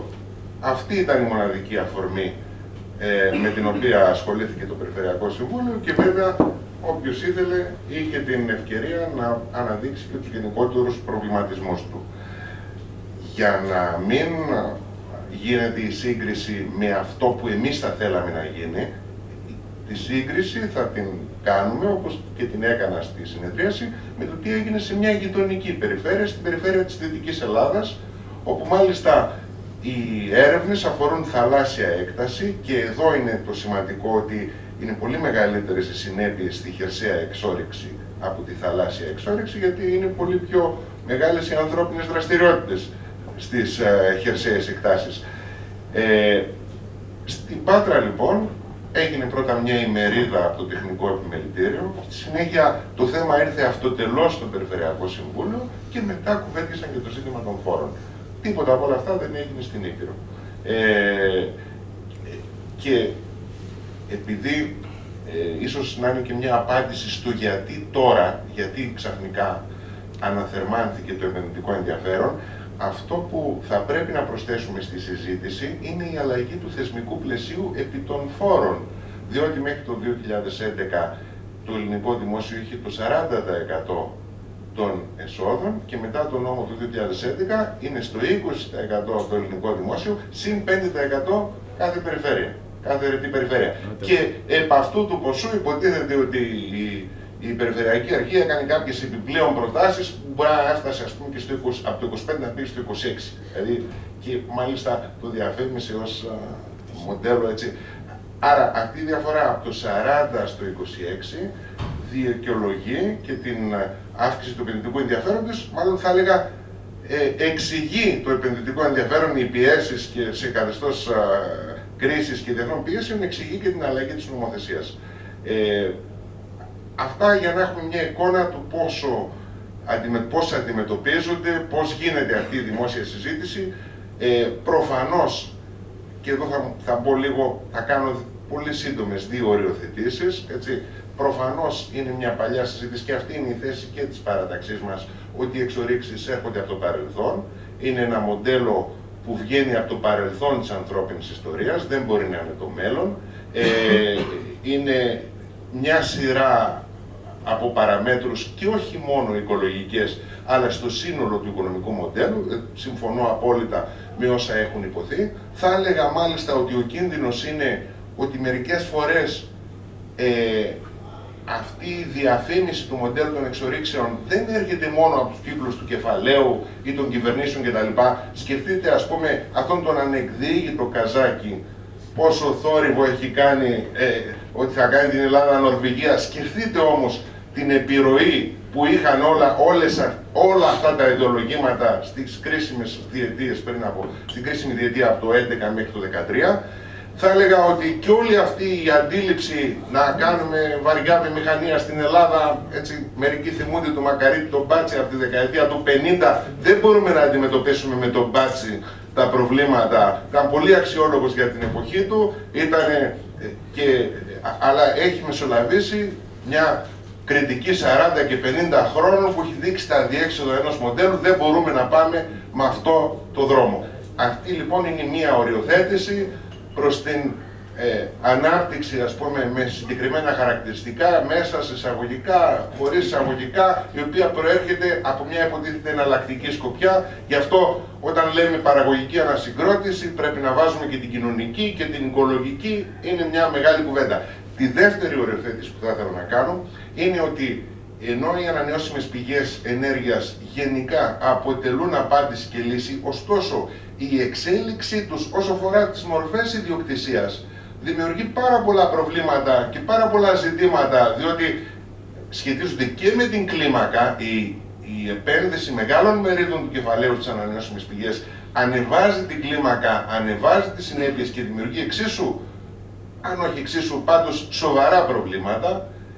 Άρα είναι ένα πολύ μεγάλο μέτωπο εκεί πέρα η κοινωνική ιδιοκτησία και στην παραγωγή και στη μεταφορά και στη διανομή, και πραγματικά είναι εντυπωσιακό ότι η Γερμανία παράγει το 93% από κοινοτικές και δημόσιες μονάδες, ωστόσο θυμίζει λίγο την κατάσταση της αποικιοκρατίας, όπου οι Βρετανοί εργαζόμενοι είχαν δικαιώματα σε βάρος των χωρών των αποικιών. Εδώ οι Γερμανοί επενδυτές έρχονται στην Κρήτη να κάνουν γιγαντία αιωλικά, γιγαντία φωτοβολταϊκά κτλ. Θέλω να πω ότι οι διέξοδοι για το γερμανικό κεφάλαιο αναζητούνται όχι στο μοντέλο της Γερμανίας, αλλά στην εξαγωγή αυτού του μοντέλου. Πολύ μεγάλη κουβέντα. Απλά λέω ότι θέλει το απαραίτητο μέτωπο σε ποιες ΑΠΕ, στα χέρια τίνων και με τι κλίμακα. Αυτό και... Καταρχήν νομίζω ότι είναι η πρώτη δημόσια συζήτηση που γίνεται σχετικά με τις εξορίξεις πετρελαίου στην Ήπειρο. Θεωρώ ότι θέλω να σταθώ στο κοινωνικό κομμάτι όσον αφορά την τοπική κοινωνία εκεί. Τυχαίνει να ζω εκεί, να κατοικώ. Αρκετοί έχουν χρεωθεί για να φτιάξουν σπίτια σε σχετικά χωριά, βιοτεχνίες.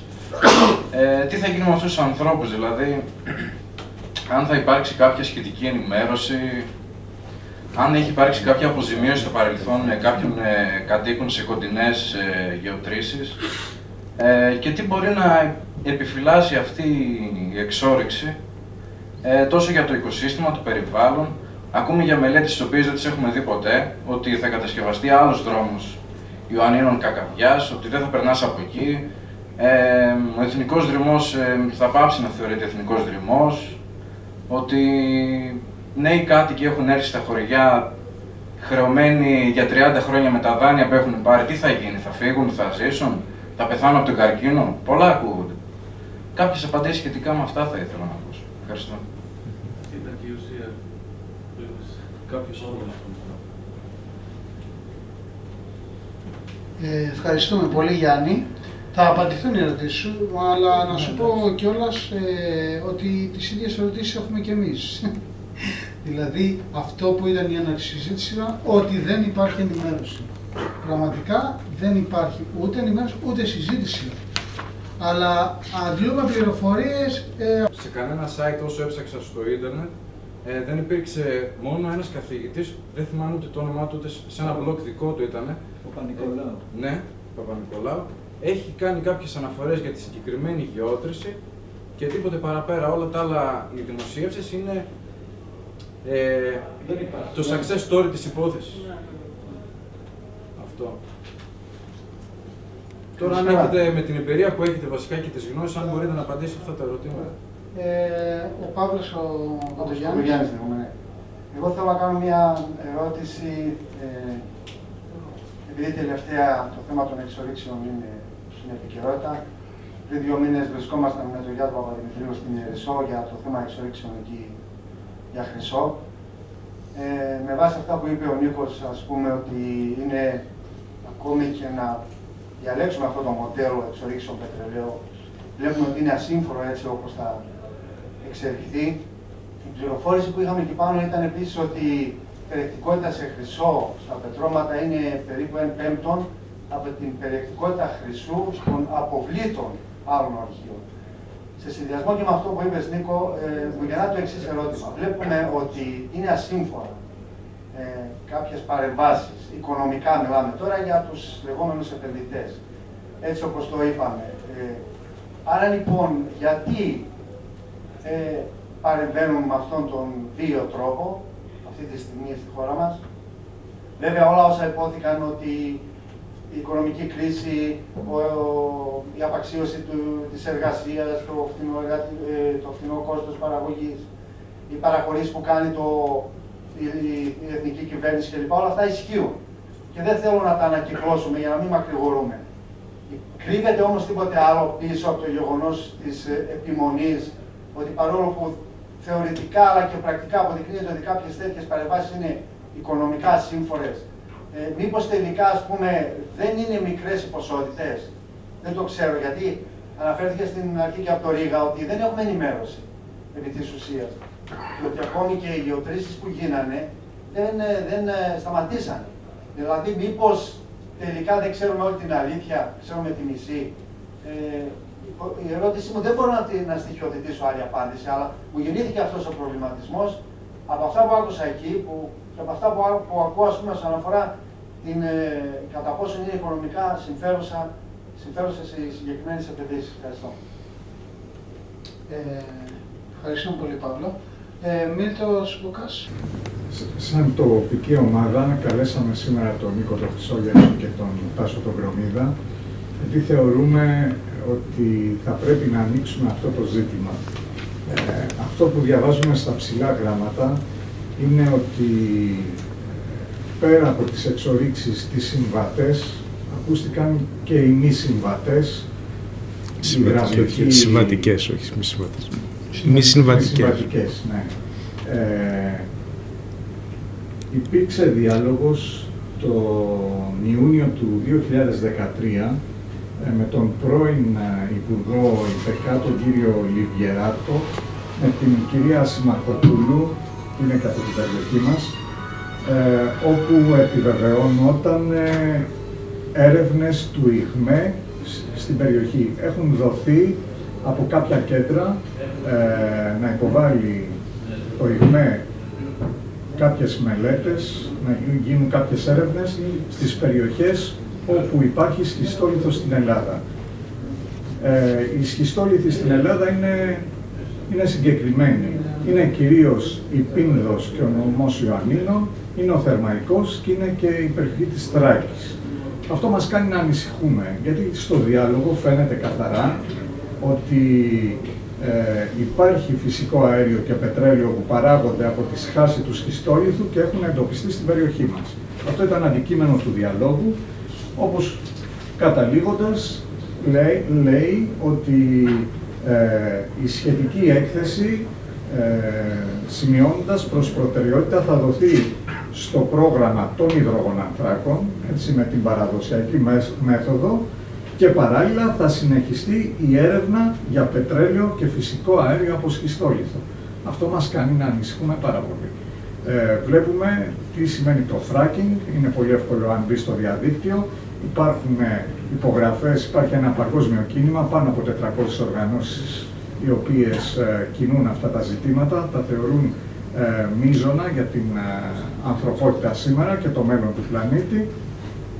Στην Αμερική έχουν μαζέψει πάνω από 1 εκατομμύριο υπογραφές και το 49% του αμερικανικού λαού είναι κόντρα σε αυτές τις εξορίξεις και μεγαλώνει συνέχεια οι Αμερικανοί οι οποίοι συμμετέχουν σε αυτά τα κινήματα. Εμείς λοιπόν θέτουμε τα ζητήματα, κάποιος να μας απαντήσει υπεύθυνα, αυτό θέλουμε. Λέμε όχι και στον παραδοσιακό τρόπο, λέμε όχι και στον ειδικό τρόπο. Να σας δώσω ένας το λόγο. Τάσο καταρχήν. Ναι. Μεγάλα τα θέματα, εντάξει, λίγο επιγραμματικά, σχετικά με το ερώτημα του φίλου του Γιάννη, είναι ακριβώς αυτό που προσπάθησα να πω, νομίζω, και ο Νίκος και εγώ. Δηλαδή ότι η εισαγωγή τέτοιων δραστηριοτήτων σε μια κοινωνία, σε μια περιφέρεια, εκτοπίζει άλλες δραστηριότητες. Δηλαδή δεν είναι ότι έχεις μόνο ωφέλη, έχεις και παράπλευρες ζημιές. Και το ερώτημα είναι ότι ποιο είναι το οικονομικό ισοζύγιο. Δηλαδή, όταν μιλάμε δηλαδή ότι σου λένε οι άλλοι που διαφημίζουν τους υδρογονάνθρακες θα έχουμε τόσα έσοδα, πρέπει να συνυπολογίσουμε και ποιες θα είναι και οι άλλες οι ζημιές. Που είτε πρέπει να πληρωθούν ως αποζημιώσεις, είτε δεν θα τις πληρώσει κανείς αποζημιώσεις, αλλά παραμένουν ζημιές της κοινωνίας. Έβρες παράδειγμα, ο άλλος που πηγαίνει στο χωριό του για να περάσει κάποια την υπόλοιπη ζωή του, ας πούμε, ήσυχα και ξέρω εγώ, όπως θα ήθελε εκείνος, και αυτή του η προοπτική ξαφνικά καταστρέφεται, αδιέξοδο. Έχει επενδύσει, έχει αγοράσει γη, έχει κάνει κάτι. Και όλες αυτές λοιπόν είναι και ποσοτικοποιήσιμες, αλλά και μη ποσοτικοποιήσιμες ζημιές. Επομένως, θα πρέπει να βρεθεί να αποκτήσουμε τη συνολική εικόνα. Και είναι αυτό που τονίζουμε όλοι, ότι δεν υπάρχει ενημέρωση. Δεν γνωρίζουμε τη συνολογική εικόνα και σε καμία περίπτωση δεν έχει γίνει μια εκτίμηση κόστους-οφέλους. Σχετικά με την άλλη ερώτηση για τα κοιτάσματα και τα ωφέλη, εντάξει, νομίζω ότι κάθε επενδυτής στον καπιταλισμό ζούμε για να βάλει λεφτά, νομίζω ότι το έχει ψάξει ότι θα τα βγάλει. Άρα λοιπόν το ερώτημα είναι κάπως παραπλήσιο, δηλαδή τι μετράμε σαν θα βγάλει λεφτά. Και αυτό έχει να κάνει πρώτον με το εξωτερικό κόστος. Δηλαδή ότι ο επενδυτής θα τα βγάλει τα λεφτά, επειδή θα καταστρέψει όμως στις Κουριές, για παράδειγμα, που είναι και όντως ακραία αν θέλει την περίπτωση, χιλιάδες στρέμματα δάσους, θα καταστρέψει υδροφόρους ορίζοντες, θα υπάρχουν τεράστια ρίσκα και στον τουρισμό με το υδροκιάνιο και τις αποθήκες κτλ. Άρα λοιπόν είναι και η διάσταση του εξωτερικού κόστους. Όπου το εξωτερικό κόστος τι σημαίνει? Είναι ένα κόστος το οποίο επιβαρύνει την κοινωνία, αν θέλετε, ή τις επόμενες γενιές, αλλά δεν επιβαρύνει αυτόν ο οποίος ωφελείται από την καταστροφή. Και η δεύτερη διάσταση που θα ήθελα να βάλω είναι σε ποιον ορίζοντα μετράμε το κόστος. Μια τέτοια επένδυση δεν έχει διάρκεια ζωής, την κάνω τώρα σε 5 χρόνια την κλείνω, αναγκαστικά την κουβαλάς για δεκαετίες. Άρα λοιπόν η σύγκριση του κόστους θα πρέπει να γίνεται σε αυτό που λέμε στον κύκλο ζωής. Και γι' αυτό είναι σημαντικό να βάζουμε στόχους για το 2050. Γιατί μπορεί, ας πούμε, να σου πει κάποιος ότι αν η ελληνική κοινωνία δώσει κάποια δισεκατομμύρια, ας πούμε, και μονώσει τα σπίτια, ώστε μετά θα χρειάζεσαι πολύ λιγότερο πετρέλαιο για να τα θερμάνεις, άμα το κοιτάξεις με ένα ορίζοντα 5-10 ετών, η σούμα θα σου βγει αρνητική και θα πεις «Α, δεν το κάνω». Άμα το κοιτάξεις όμως με ορίζοντα 20, 30, 40 ετών, θα αρχίσει και θα σου γίνεται πολύ θετική το ισοζύγιο. Άρα λοιπόν είναι πολύ σημαντικό το όφελος, ανάλογα με τον ορίζοντα. Και η τρίτη διάσταση έχει να κάνει με το, ωραία, έστω ότι είναι επικερδής αυτή η δραστηριότητα. Δεν πρέπει να δούμε όμως αν κάποια άλλη εναλλακτική δραστηριότητα είναι και αυτή επικερδής. Χαρακτηριστικό παράδειγμα με τα φωτοβολταϊκά. Δηλαδή ότι όταν συζητάμε, ξέρω εγώ, για το αν θα γίνει πτολεμαΐδα, η οποία αν αρχίσει να κατασκευάζεται τώρα, θα αρχίσει να παράγει ρεύμα σε 8-9 χρόνια και θα την έχουμε κουβαλάμε στην πλάτη για άλλα 30-40, θα πρέπει να συγκρίνουμε με το όχι πόσο είναι το κόστος, για παράδειγμα, των φωτοβολταϊκών σήμερα ή πόσο ήταν πριν 5 χρόνια, αλλά με το πόσο θα είναι το κόστος καταρχάς σε 8-9 χρόνια που θα αρχίσει να δουλεύει η πτολεμαΐδα, αλλά και σε 10, 20, 30 χρόνια, όταν και το δεδομένο είναι ότι τα ορυκτά καύσιμα όλο και θα ακριβαίνουν, καταρχάς λόγω εξάντλησης, αλλά κυρίως και λόγω φιλοπεριβαλλοντικών πολιτικών, ενώ οι ανανεώσιμες πηγές ενέργειας όλο και φτηναίνουν. Ιδιαίτερα με τα φωτοβολταϊκά έχουμε μια εντυπωσιακή κατάρρευση του κόστους που έχει σοκάρει, αν θέλετε, και τους ίδιους τους επενδυτές. Το νούμερο ένα θέμα που συζητάνε όλες οι γιγαντιές πολυεθνικές επιχειρήσεις ενέργειας το τελευταίο χρόνο είναι ότι βλέπουν ότι το επιχειρηματικό τους μοντέλο γίνεται πλέον, κάνουν οι ίδιοι τον παραλληλισμό με τους δεινοσαύρους. Γιατί σου λένε ότι όσο φτηναίνουν τα φωτοβολταϊκά, τώρα θα αρχίσουν να φτηναίνουν και οι μπαταρίες, σε μερικά χρόνια θα συμφέρει κάποιον άνθρωπο να αποσυνδεθεί, να το πω απλά, από το δίκτυο και να έχει στην ταράτσα του, ας πούμε, 50-30 τετραγωνικά μέτρα φωτοβολταϊκά με μια μπαταρία και δεν έχει ανάγκη κανέναν. Άρα λοιπόν θα πρέπει να συνεκτιμούμε και δηλαδή, όπως είπα πριν, πρώτον ισοζύγιο κόστους-οφέλους που θα συνεκτιμά το εξωτερικό κόστος, δεύτερον ο ορίζοντας στον οποίο υπολογίζουμε αυτό το κόστος και το όφελος και τρίτον η σύγκριση με εναλλακτικά μέλλοντα, πώς να το πω, δηλαδή οι εναλλακτικές επιλογές που έχουμε. Νίκο. Ναι, θα έλεγα ότι καταρχήν εσείς που είστε στην περιοχή, αν κατάλαβα καλά, στο Καλπάκι, έτσι. Εντάξει, αυτό σημαίνει ότι καταρχήν πρέπει να ζητήσετε πλήρη ενημέρωση. Γιατί άκουσα τον Δήμαρχο Καλπακίου, Πογονίου, ναι. Που ήταν ενθουσιώδης, δηλαδή έλεγε περιμένουμε πότε θα γίνει κτλ. Αμφιβάλλω αν έχει καμία ενημέρωση για να το λέει αυτό. Δηλαδή, ενώ φαντάζει στο μυαλό ότι θα τρέχουν μερικά εκατομμύρια και εκεί η περιοχή θα είναι παύλουτη. Το πρώτο λοιπόν είναι και αναγκαίο είναι το θέμα της ενημέρωσης. Έτσι. Το δεύτερο νομίζω ότι είναι σημαντικό να μην αποδεχτεί κάποιος ότι θα γίνει και θα φύγουμε και θέλουμε την αποζημίωση, αλλά να συζητήσει αν πραγματικά πρέπει να γίνει εκεί πέρα και όπως συζητάμε τόσο εδώ πέρα, αν τα ωφέλη τελικά για την κοινωνία και το περιβάλλον υπάρχουν ή τελικά μπαίνουμε μέσα. Άσχετα αν κάποια εταιρεία ή κάποιοι θα βγάλουν χρήματα. Δηλαδή δεν έχει σχέση. Δηλαδή το κόστος όφελος είναι υποχρεωτικό να γίνει και με βάση αυτό που περιγράφει μέσα η στρατηγική μελέτη περιβαλλοντικών επιπτώσεων. Δηλαδή πλέον είναι αδιανόητο να μην υπάρχει η εκτίμηση κόστους-οφέλους. Έτσι, δηλαδή, όπως είπε ο Τάσος, περιέγραψε το εξωτερικό κόστος, αλλά μπορεί να υπάρχουν και άμεσα οικονομικά κόστη.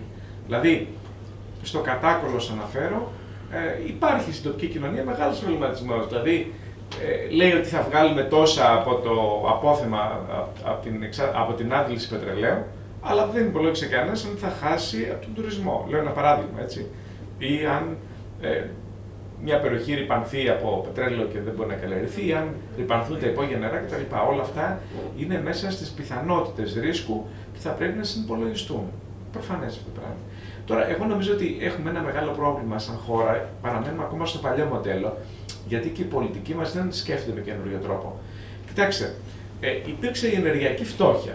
Υπάρχει ενεργειακή φτώχεια, δηλαδή οι άνθρωποι δεν έχουν να πληρώσουν τους λογαριασμούς ΔΕΗ κτλ. Αν κοιτάξουμε όμως στους λογαριασμούς ΔΕΗ, ένα μεγάλο ποσοστό εκατοντάδων εκατομμυρίων ευρώ κάθε χρόνο είναι οι εκπομπές αερίων θερμοκηπίου. Δηλαδή πληρώνουμε ήδη κόστος. Δεν είναι πρόστιμο, είναι αγορά δικαιωμάτων. Είναι αγορά δικαιωμάτων για να εκπέμπουμε αέρια του θερμοκηπίου επειδή παράγουν την ενέργεια που το λιγνίτη. Λέει κάποιος είναι φτηνός ο λιγνίτης. Έτσι, δεν είναι φτηνός. Είναι φτηνός και πρέπει να προσθέσουμε και πέρα από τη ρύπανση τοπικά και όλα αυτά τα προβλήματα κτλ. Την απώλεια στα δίκτυα, γιατί έχουμε μεγάλη απώλεια στα δίκτυα για τη μεταφορά της ενέργειας, υπάρχει και το γεγονός ότι σήμερα πληρώνουμε εκατοντάδες εκατομμύρια ευρώ ετησίως πάνω στο πράγμα. Δεύτερο, είπαμε πριν ότι εισάγουμε πετρέλαιο για τα νησιά τα οποία δεν είναι συνδεδεμένα στο δίκτυο. 700 εκατομμύρια, 1 δισεκατομμύρια κτλ. Και επίσης τα τελευταία χρόνια όλα τα πολιτικά κόμματα έχουν υποστηρίξει το λεγόμενο επίδομα θέρμανσης. Τι είναι το επίδομα θέρμανσης? Δίνει κάποιος χρήματα σε ανθρώπους που δεν έχουν εισοδήματα για να μπορούν να αγοράσουν πετρέλαιο. Αυτό είναι, νομίζω, πέρσι ήταν 150, την προηγούμενη χρονιά ήταν 150-200 εκατομμύρια. Το 2014 θα είναι γύρω, θα έχει περάσει τα 300 εκατομμύρια. Δηλαδή, κοιτάξτε, τα 300 εκατομμύρια τα δίνει το κράτος για να εισάγουμε πετρέλαιο. Εάν αυτά τα χρήματα κάθε χρόνο τα επένδυε για να υπάρχει εξοικονόμηση ενέργειας, ενεργειακή αναβάθμιση των κτηρίων, ξεκινώντας με κοινωνικά κριτήρια, δηλαδή ξεκινώντας με τα νοικοκυριά τα οποία δεν έχουν πληρώσει το λογαριασμό. Και μέσα από μοντέλα που είναι πιο συνεργατικά στην ανακαίνιση των κτηρίων και τους έδινε δυνατότητα να βάλουν φωτοβολταϊκά, αλλά όχι ο καθένας να πηγαίνει μόνος του στην τράπεζα να πάρει δάνειο με 9% κτλ. Αλλά με ένα σύστημα που το κάνουν σε πολλές χώρες. Δηλαδή, ο πολίτης που συμμετέχει στο πρόγραμμα που έχει και ευρωπαϊκή χρηματοδότηση δεν εμπλέκεται, αλλά μέσα από ένα συνεταιριστικό σχήμα ή μέσα από δημοτικά σχήματα πληρώνεται εταιρεία από το πρόγραμμα, αλλά δεν βάζει καμία υποθήκη ο πολίτης. Δηλαδή, αποσβαίνει το ποσό από τα έσοδα τα οποία παρακρατάει η εταιρεία. Άρα, έχει μείωση του κόστους και δεν μπαίνει ο πολίτης σε ένα κικαιώνα να κάνει φακέλους, μελέτες, να πάει στην τράπεζα, να πάρει δάνειο, να βάλει υποθήκες και αν του δώσει η τράπεζα κτλ. Δηλαδή, δεν έχουμε οργανώσει ένα ολοκληρωμένο σύστημα, το οποίο θα μπορούσε με τη βοήθεια και των Δήμων, αλλά θα μπορούσε και με τη βοήθεια συνεταιρισμών, να οργανωθεί τώρα για την επόμενη προγραμματική περίοδο, αλλά σε επίπεδο μεγάλο, ας πούμε, οικοδομικού τετραγώνου ή γειτονιών ολόκληρων. Θα μπορούσε λοιπόν να υπάρξουν ομάδες που θα οργανώσουν αυτό το πράγμα, να βοηθήσουν τους πολίτες να μειώσουν την κατανάλωση ενέργειας, να βάλουν εφαρμογές ανανεώσιμων πηγών ενέργειας, να προχωρήσουν από απλά μέτρα και σε πιο οργανωμένα συστήματα, έτσι, τεχνολογίας κτλ. Έτσι ώστε να έχουν πολύ μικρότερη κατανάλωση. 300 εκατομμύρια θα μπορούσαν να δημιουργήσουν αρκετές θέσεις εργασίας σε επαγγέλματα, και θα μπορέσει να βοηθήσουμε τους ανθρώπους να αντιμετωπίσουν ενεργειακή φτώχεια. Το πρόβλημα προκύπτει από το γεγονός ότι τα πολιτικά κόμματα δεν συνδέουν τις διάφορες πολιτικές μεταξύ τους. Δηλαδή λένε είμαστε υπέρ του περιβάλλοντος, είμαστε υπέρ των ανανεώσιμων μορφών ενέργειας, αλλά αυτό δεν αποτυπώνεται στο οικονομικό πρόγραμμα, στο κοινωνικό πρόγραμμα, στο πρόγραμμα την απασχόληση. Επομένως, όλοι διαγωνίζονται για το επίδομα θέρμανσης, αλλά όχι για ένα σοβαρό σχέδιο το οποίο θα μπορούσε να βελτιώσει και τις κατοικίες και μακροχρόνια να μειώσει τις δαπάνες των πολιτών στα θέματα της ενέργειας, να δημιουργήσει θέσεις εργασίας, να δημιουργήσει καινοτομία, να ανοίξει νέους τομείς στην οικονομία κλπ. Άρα λοιπόν εκεί πρέπει να επενδύσουμε. Και το τρίτο που είπε ο Παύλος έχει σχέση με το γιατί γίνονται επενδύσεις. Κοιτάξτε, πρέπει να πάμε να δούμε λίγο και σε μεγαλύτερη κλίμακα το πρόβλημα. Ποιο είναι το πρόβλημα σήμερα, ότι ένα αυξανόμενο κομμάτι του πληθυσμού ακολουθεί το ίδιο μοντέλο ανάπτυξης το οποίο ακολούθησε η Ευρώπη και οι ΗΠΑ και γενικά ο Βορράς. Δηλαδή, αυξάνει την κατανάλωση πρώτων υλών και ενέργειας και υπάρχει ένας τεράστιος διαγωνισμός σήμερα για τον έλεγχο των πρώτων υλών. Δεν είναι τυχαίο ότι η Κίνα αγοράζει τεράστιες εκτάσεις σε όλη την Αφρική και για τις πρώτες ύλες και το πετρέλαιο, ακόμα και εκτάσεις στο μέγεθος της Μαδαγασκάρης για να παράγει τρόφιμα. Επομένως, δεν υπάρχει πλέον πολλής χώρας και επειδή οι Κινέζοι έχουν εύκολα τα χρήματα και κόβουν χρήμα κτλ. Πολύ μεγάλο κομμάτι πλέον της Αφρικής ελέγχεται από κινέζικες εταιρείες. Επομένως, λοιπόν, υπάρχει ένας ανταγωνισμός των πρώτων υλών και η Ευρώπη επιστρέφει λίγο και η Αμερική επιστρέφει λίγο στην αξιοποίηση πρώτων υλών που υπάρχουν στην Ευρώπη. Δεν είναι ότι δεν είναι επικερδής, είναι επικερδής, εφόσον βέβαια οι τιμές κρατούνται στα επίπεδα. Γι' αυτό βλέπετε πότε υπάρχει μεγαλύτερο ενδιαφέρον, πότε πέφτει ανάλογα με τις τιμές στο χρηματιστήριο κτλ. Αλλά γενικώς μακροπρόθεσμα οι τιμές ανεβαίνουν γιατί υπάρχει μεγάλη ζήτηση των πρώτων υλών. Και στο πετρέλαιο μεγάλη ζήτηση και στις πρώτες ύλες. Η λύση λοιπόν δεν είναι να επιστρέψουν οι βιομηχανίες εξόρυξης στην Ευρώπη και εντάξει, λίγο με λίγο καλύτερες συνθήκες από αυτά που κάνουν στην Νότια Αμερική και στην Αφρική να τα κάνουν στην Ευρώπη, αλλά να επενδύσουμε στην αποτελεσματική χρησιμοποίηση ενέργειας και πρώτων υλών. Είναι μια πολύ... και στην ανακύκλωση φυσικά, έτσι. Αυτό είναι μια πολύ μεγάλη καμπάνια σε ευρωπαϊκό επίπεδο, δεν έχει δοθεί πολύ μεγάλη έμφαση και στην Ελλάδα και σε υπόλοιπες χώρες ευρωπαϊκές. Είναι μια καμπάνια που ξεκίνησε, συμμετέχουν αρκετές από τις διευθύνσεις κομισιών, αλλά και κάποιοι από τους πράσινους ευρωβουλευτές και επιχειρήσεις, για να μπορέσουμε να βελτιώσουμε την χρήση των πρώτων υλών. Δηλαδή, παράδειγμα, το έχω αναφέρει πάρα πολλές φορές, δεν είναι μόνο η επεξεργασία των παλιών αποβλήτων από εταιρείες εξόρυξης χρυσού, αλλά η αξιοποίηση του χρυσού που υπάρχει μέσα σε πολλές συσκευές, ειδικά ηλεκτρονικές συσκευές περισσότερο. Στο Βέλγιο υπάρχει μια εταιρεία η οποία παράγει πολύ μεγαλύτερη ποσότητα από αυτή που θα εξορυχθεί στις σκουριές αν προχωρήσει το project. Και αυτό το κάνει μέσα από την ανακύκλωση χρυσού που υπάρχει στις κολλήσεις στις πλακέτες. Έχουμε τεράστια αποθέματα πρώτων υλών στις χωματερές, κάθε είδους χωματερές. Επομένως, πολλοί μιλάνε σήμερα για ένα νέο μοντέλο εξορίξεων, το οποίο κάνει ανάκτηση των πρώτων υλών από απόβλητα που έχουν θαυτεί στις χωματερές. Πολλές συσκευές, ηλεκτρικές, πολλές πρώτες ύλες, μέταλλα κτλ. Είναι πεταμένα εκεί πέρα, αλουμίνιο και πολλά άλλα πράγματα. Επομένως, γι' αυτό λέω ότι πρέπει να επενδύσουμε στην καινοτομία. Έτσι, δηλαδή, πρέπει να δουλέψουμε με μια νέα οπτική. Υπάρχουν τεχνολογίες, υπάρχουν ιδέες, υπάρχουν γνώσεις, αλλά πρέπει πολιτικά να ιεραρχήσουμε ότι αυτή είναι η στρατηγική μας. Δηλαδή, άμα πούμε ότι εμείς θέλουμε το χρυσό που υπάρχει στα απόβλητά μας, στα σκουπίδια, το να ανακτήσουμε, μπορούμε να το ανακτήσουμε αυτό. Έτσι. Εάν πούμε ότι πρέπει να μαζεύουμε καλύτερα τα πολύτιμα μέταλλα, να το κάνουμε. Αλλά πρέπει να αλλάξουμε και τεχνολογίες και αντιλήψεις. Δηλαδή, εκεί που παλιά οι πρώτες ύλες βασίζονταν σε ορυκτά τα οποία προέρχονταν από εξορίξεις, σήμερα με αλλαγές στη τεχνολογία, με την οικονομία, με την πράσινη οικονομία, μπορούμε να παράγουμε επίσης πρώτες προϊόντα τα οποία να βασίζονται σε προϊόντα τα οποία προέρχονται οι πρώτες τους ύλες από καλλιέργεια, από ανανεώσιμες πρώτες ύλες. Δεν εννοώ μόνο το μαγειρικό λάδι, έτσι, δηλαδή τα μαγειρικά λάδια μπορούν να γίνουν βιοκαύσιμα. Ξέρετε, μπορούσε να κινούνται οχήματα και του Δήμου και ας πούμε, λεωφορεία και άλλα οχήματα με τα καμένα λάδια των αυτοκινήτων. Αυτό γίνεται σήμερα και σε πλοία.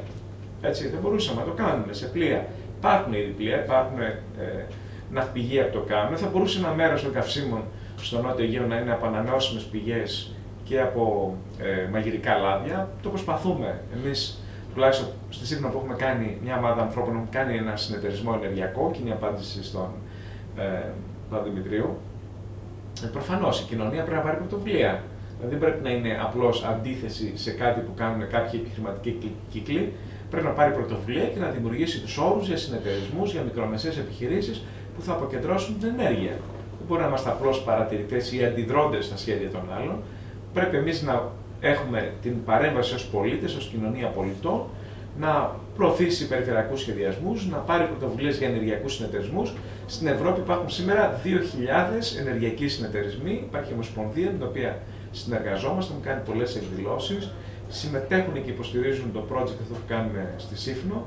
Έχουν ενδιαφέρον να βοηθήσουν σε κάθε γωνιά της χώρας παρόμοια σχέδια. Το έχουμε συζητήσει και μπορούν κάλλιστα, δηλαδή 1, 2, 3 ναυπηγενήτρες να προσφέρουν αρκετά έσοδα για να αναγεννηθεί μια ορεινή κοινότητα. Η Ανάβρα είναι ένα τέτοιο παράδειγμα. Έτσι. Δηλαδή δεν μιλάω πολύ μακριά. Δεν λέω στο Βέλγιο που φτιάξαν ένα αιωλικό πάρκο η κοινότητα και είπε οι μετοχές πάνε στα παιδιά μας για να εξασφαλίσουμε τα χρήματα για να σπουδάσουν, για να κάνουν την πρώτη τους έναρξη επαγγέλματος. Έτσι. Αυτό είναι ακόμα πιο προχωρημένο. Πώς όμως να έχουμε έσοδα για να δημιουργήσουμε ένα κοινοτικό σύστημα υγείας, να φτιάξουμε τις συγκοινωνίες. Τα έσοδα από την ενέργεια είναι σημαντικά. Στο δικό μου νησί, η Νησίφνος, είναι ένα νησί 2.500 κατοίκων, τους λογαριασμούς ΔΕΗ που πληρώνουμε, τους έχουμε υπολογίσει σε 5 εκατομμύρια ευρώ το χρόνο. Αν υπολογίσετε και το πετρέλαιο και τα λοιπά που χρησιμοποιούν τα αυτοκίνητα και η κίνηση κτλ. Και βάλετε και τα σκάφη που έρχονται και χρειάζονται πετρέλαιο και όλα αυτά τα πράγματα, έγινε γύρω στα 10 εκατομμύρια. Αν μια τοπική οικονομία μέσα από την παραγωγή ενέργειας από ανανεώσιμες πηγές, τα 17 εκατομμύρια που θα πλήρωνε φυσικά, έτσι, τα κρατούσε στην τοπική οικονομία και γίνονταν επενδύσεις στην τοπική οικονομία για την υγεία, για το περιβάλλον, για την παιδεία κτλ. Καταλαβαίνετε ότι θα είχε ένα τεράστιο κεφάλαιο και θα περίμενε τον κάθε υπουργό να του δώσει, ξέρω εγώ, για τη μισθοδοσία των υπαλλήλων ή να κάνει ένα μικρό έργο. Το ίδιο αν το σκεφτείτε στην κλίμακα τη μεγάλη, έτσι τα δεκάδες εκατομμύρια που σπαταλάμε για την ενέργεια, θα βλέπατε ότι έχουμε ένα μεγάλο κομμάτι χρηματοδοτήσεων που σήμερα σπαταλάμε, πετάμε στα σκουπίδια, ενώ θα μπορούσαμε όλα αυτά τα χρήματα να τα τρέψουμε σε κινητήρια δύναμη για μια πιο πράσινη τοπική οικονομία. Εκεί είναι η ανάγκη να ξεφύγουμε από τον τρόπο που σκέφτονται τα πολιτικά κόμματα σήμερα στην Ελλάδα και να μπούμε σε νέες ιδέες για την καινοτομία. Δεν είναι κάτι εξωπραγματικό. Γίνονται όλα αυτά που σας λέω, γίνονται σε πολλά μέρη, είναι δίπλα μας, πολλές φορές δεν το βλέπουμε. Έτσι. Ας πούμε να πω για τον Ρίγα εδώ πέρα από το πρωί, συζητάγαμε για τα φωτοβολταϊκά που έχει στη Σκεπή εκεί πέρα. Ναι, είναι μια πηγή εσόδων, αλλά δεν είναι μόνο πηγή εσόδων, είναι η διαδικασία που σε βάζει να απεξαρτηθείς από την σύνδεση με τα ορυκτά καύσιμα. Και αυτό είναι σημαντικό. Υπάρχουν πολλοί άνθρωποι στην Ευρώπη που λένε ότι εμείς θέλουμε να παίρνουμε την ενέργειά μας μόνο από πράσινη ενέργεια. Δηλαδή λένε βγαίνουμε από το δίκτυο που παράγει την ενέργεια από πυρηνικά, από κάρβουνο, από λιγνίτη κτλ.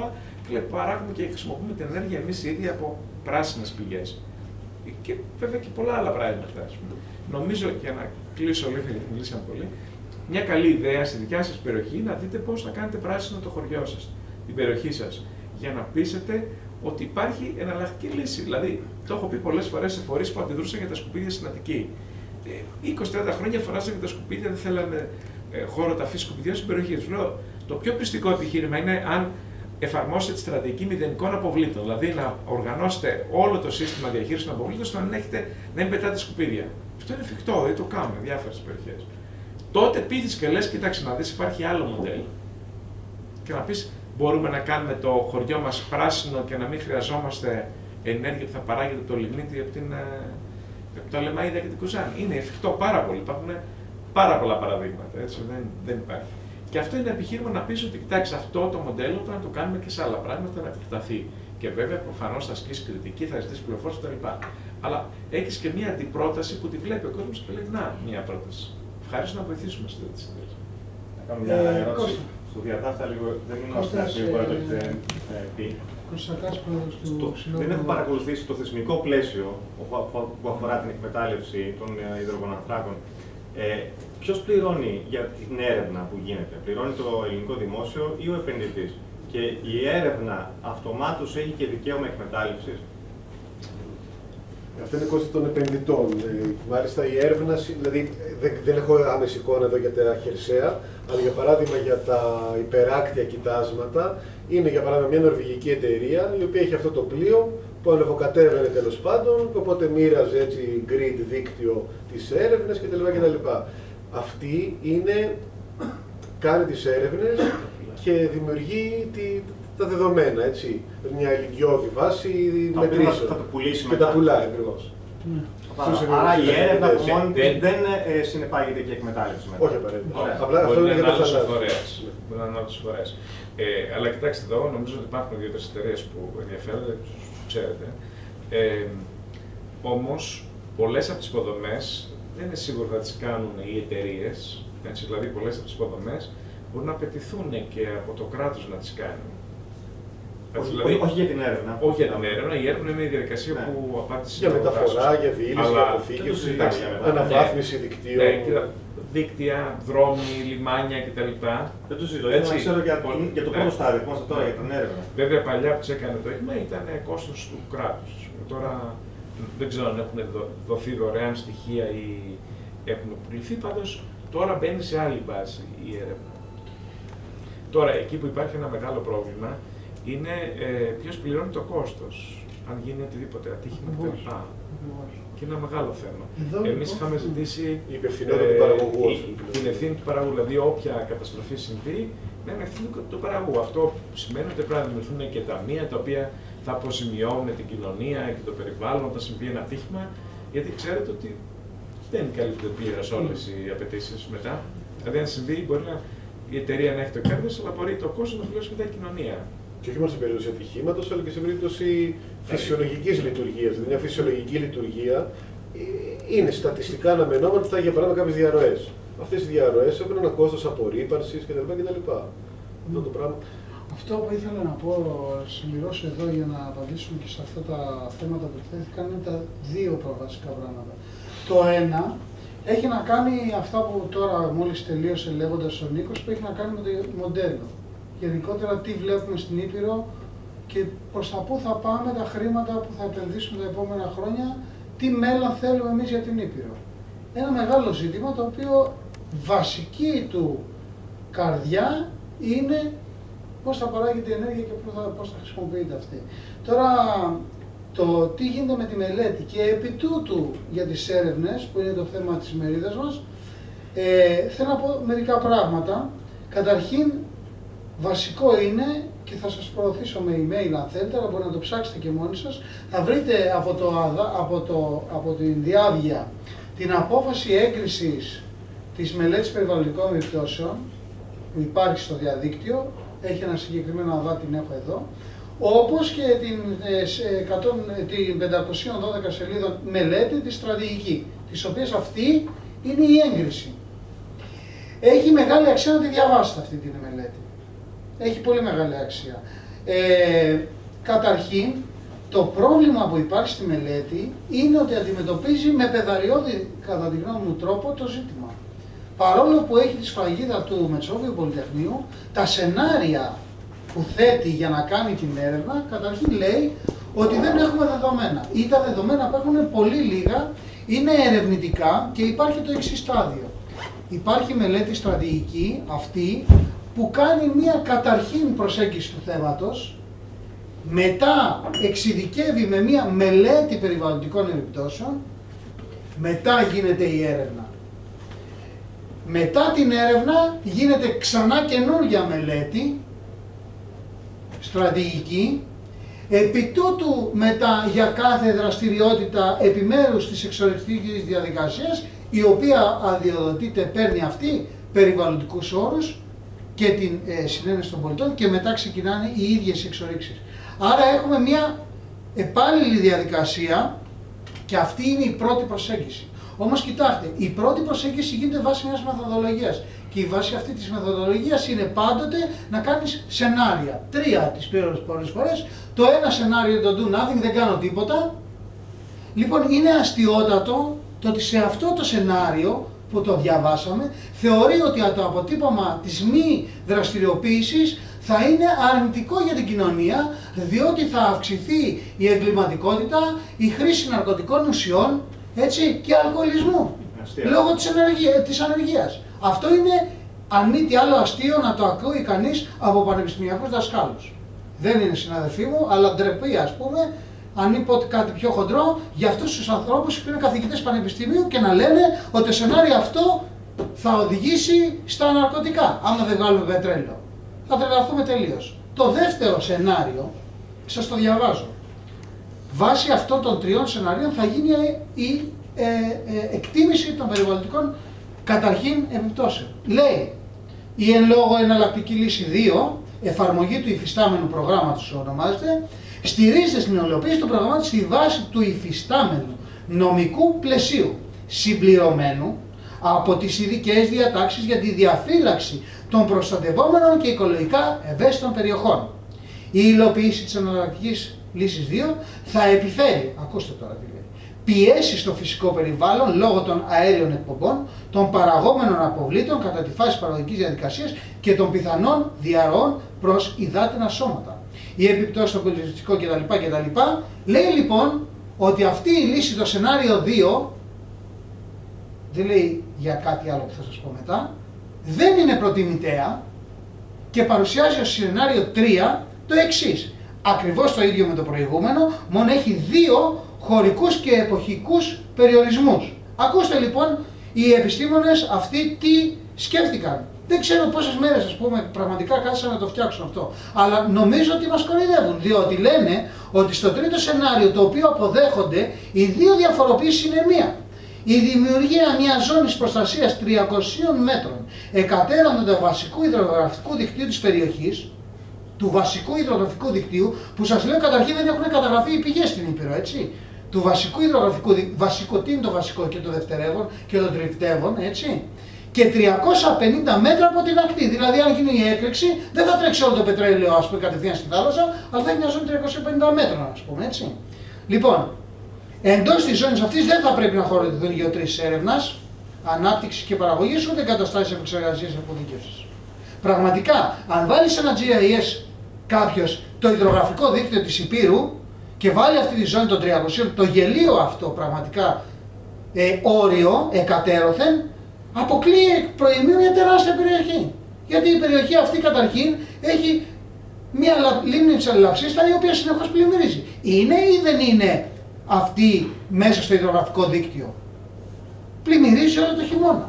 Είναι μια τεράστια περιοχή και αποτελεί πάνω από το 50% του ηλεκανοπεδίου των Ιωαννίνων. Και το δεύτερο χρονικό διαφοροποιούμενο στοιχείο από το πρώτο σενάριο είναι η αποφυγή υλοποίησης γεωφυσικών και λοιπόν ερευνητικών εργασιών σε χρονικές περιόδους που μπορούν να ενοχλούν ενδυμικά και αποδημητικά είδη πανίδας. Λοιπόν, αποδημητικά είδη πανίδας είναι μόνο τα πουλιά και οι νυχτερίδες και οι πεταλούδες, οι οποίες όταν κάνεις ερευνητικές δραστηριότητες και δεν τις κάνεις δηλαδή το Σεπτέμβριο και τον Απρίλιο-Μάη που μεταναστεύουν, δεν είναι και τόσο θεμερός περιορισμός, μην τρελαθούμε. Αυτό λοιπόν το σενάριο είναι τα αυξημένα μέτρα προστασίας. Λοιπόν, σας λέω πολύ ξεκάθαρα ότι οποιοδήποτε σοβαρός επιστήμονας, το σενάριο 3 θα ήταν. Για την έρευνα όμως, έτσι. Ναι, για την έρευνα, όχι, για όλο το σχεδιασμό και έρευνα και εξόρυξη είναι η στρατηγική μελέτη. Για την έρευνα και την εξόρυξη. Είναι το σενάριο της καταστροφής, το σενάριο ατυχήματος. Διότι για το σενάριο ατυχήματος πρέπει να υπάρχουν δεσμεύσεις οι οποίες η BP δεν τις είχε αυτές. Ούτε σχέδιο είχε, ούτε τις αντιμετώπισε. Και επί μήνες το πετρέλαιο έτρεχε άφθονο στο κόλπο του Μεξικού.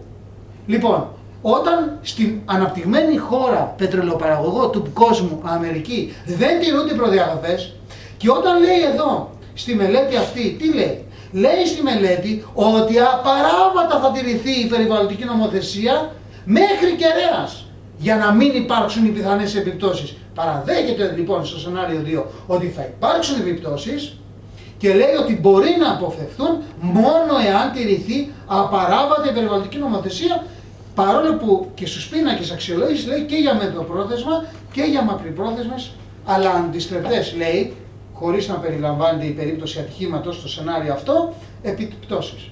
Εδώ ερχόμαστε και λέμε, Ποιες είναι αυτές τα περιβαλλοντικά ειχέγγυα?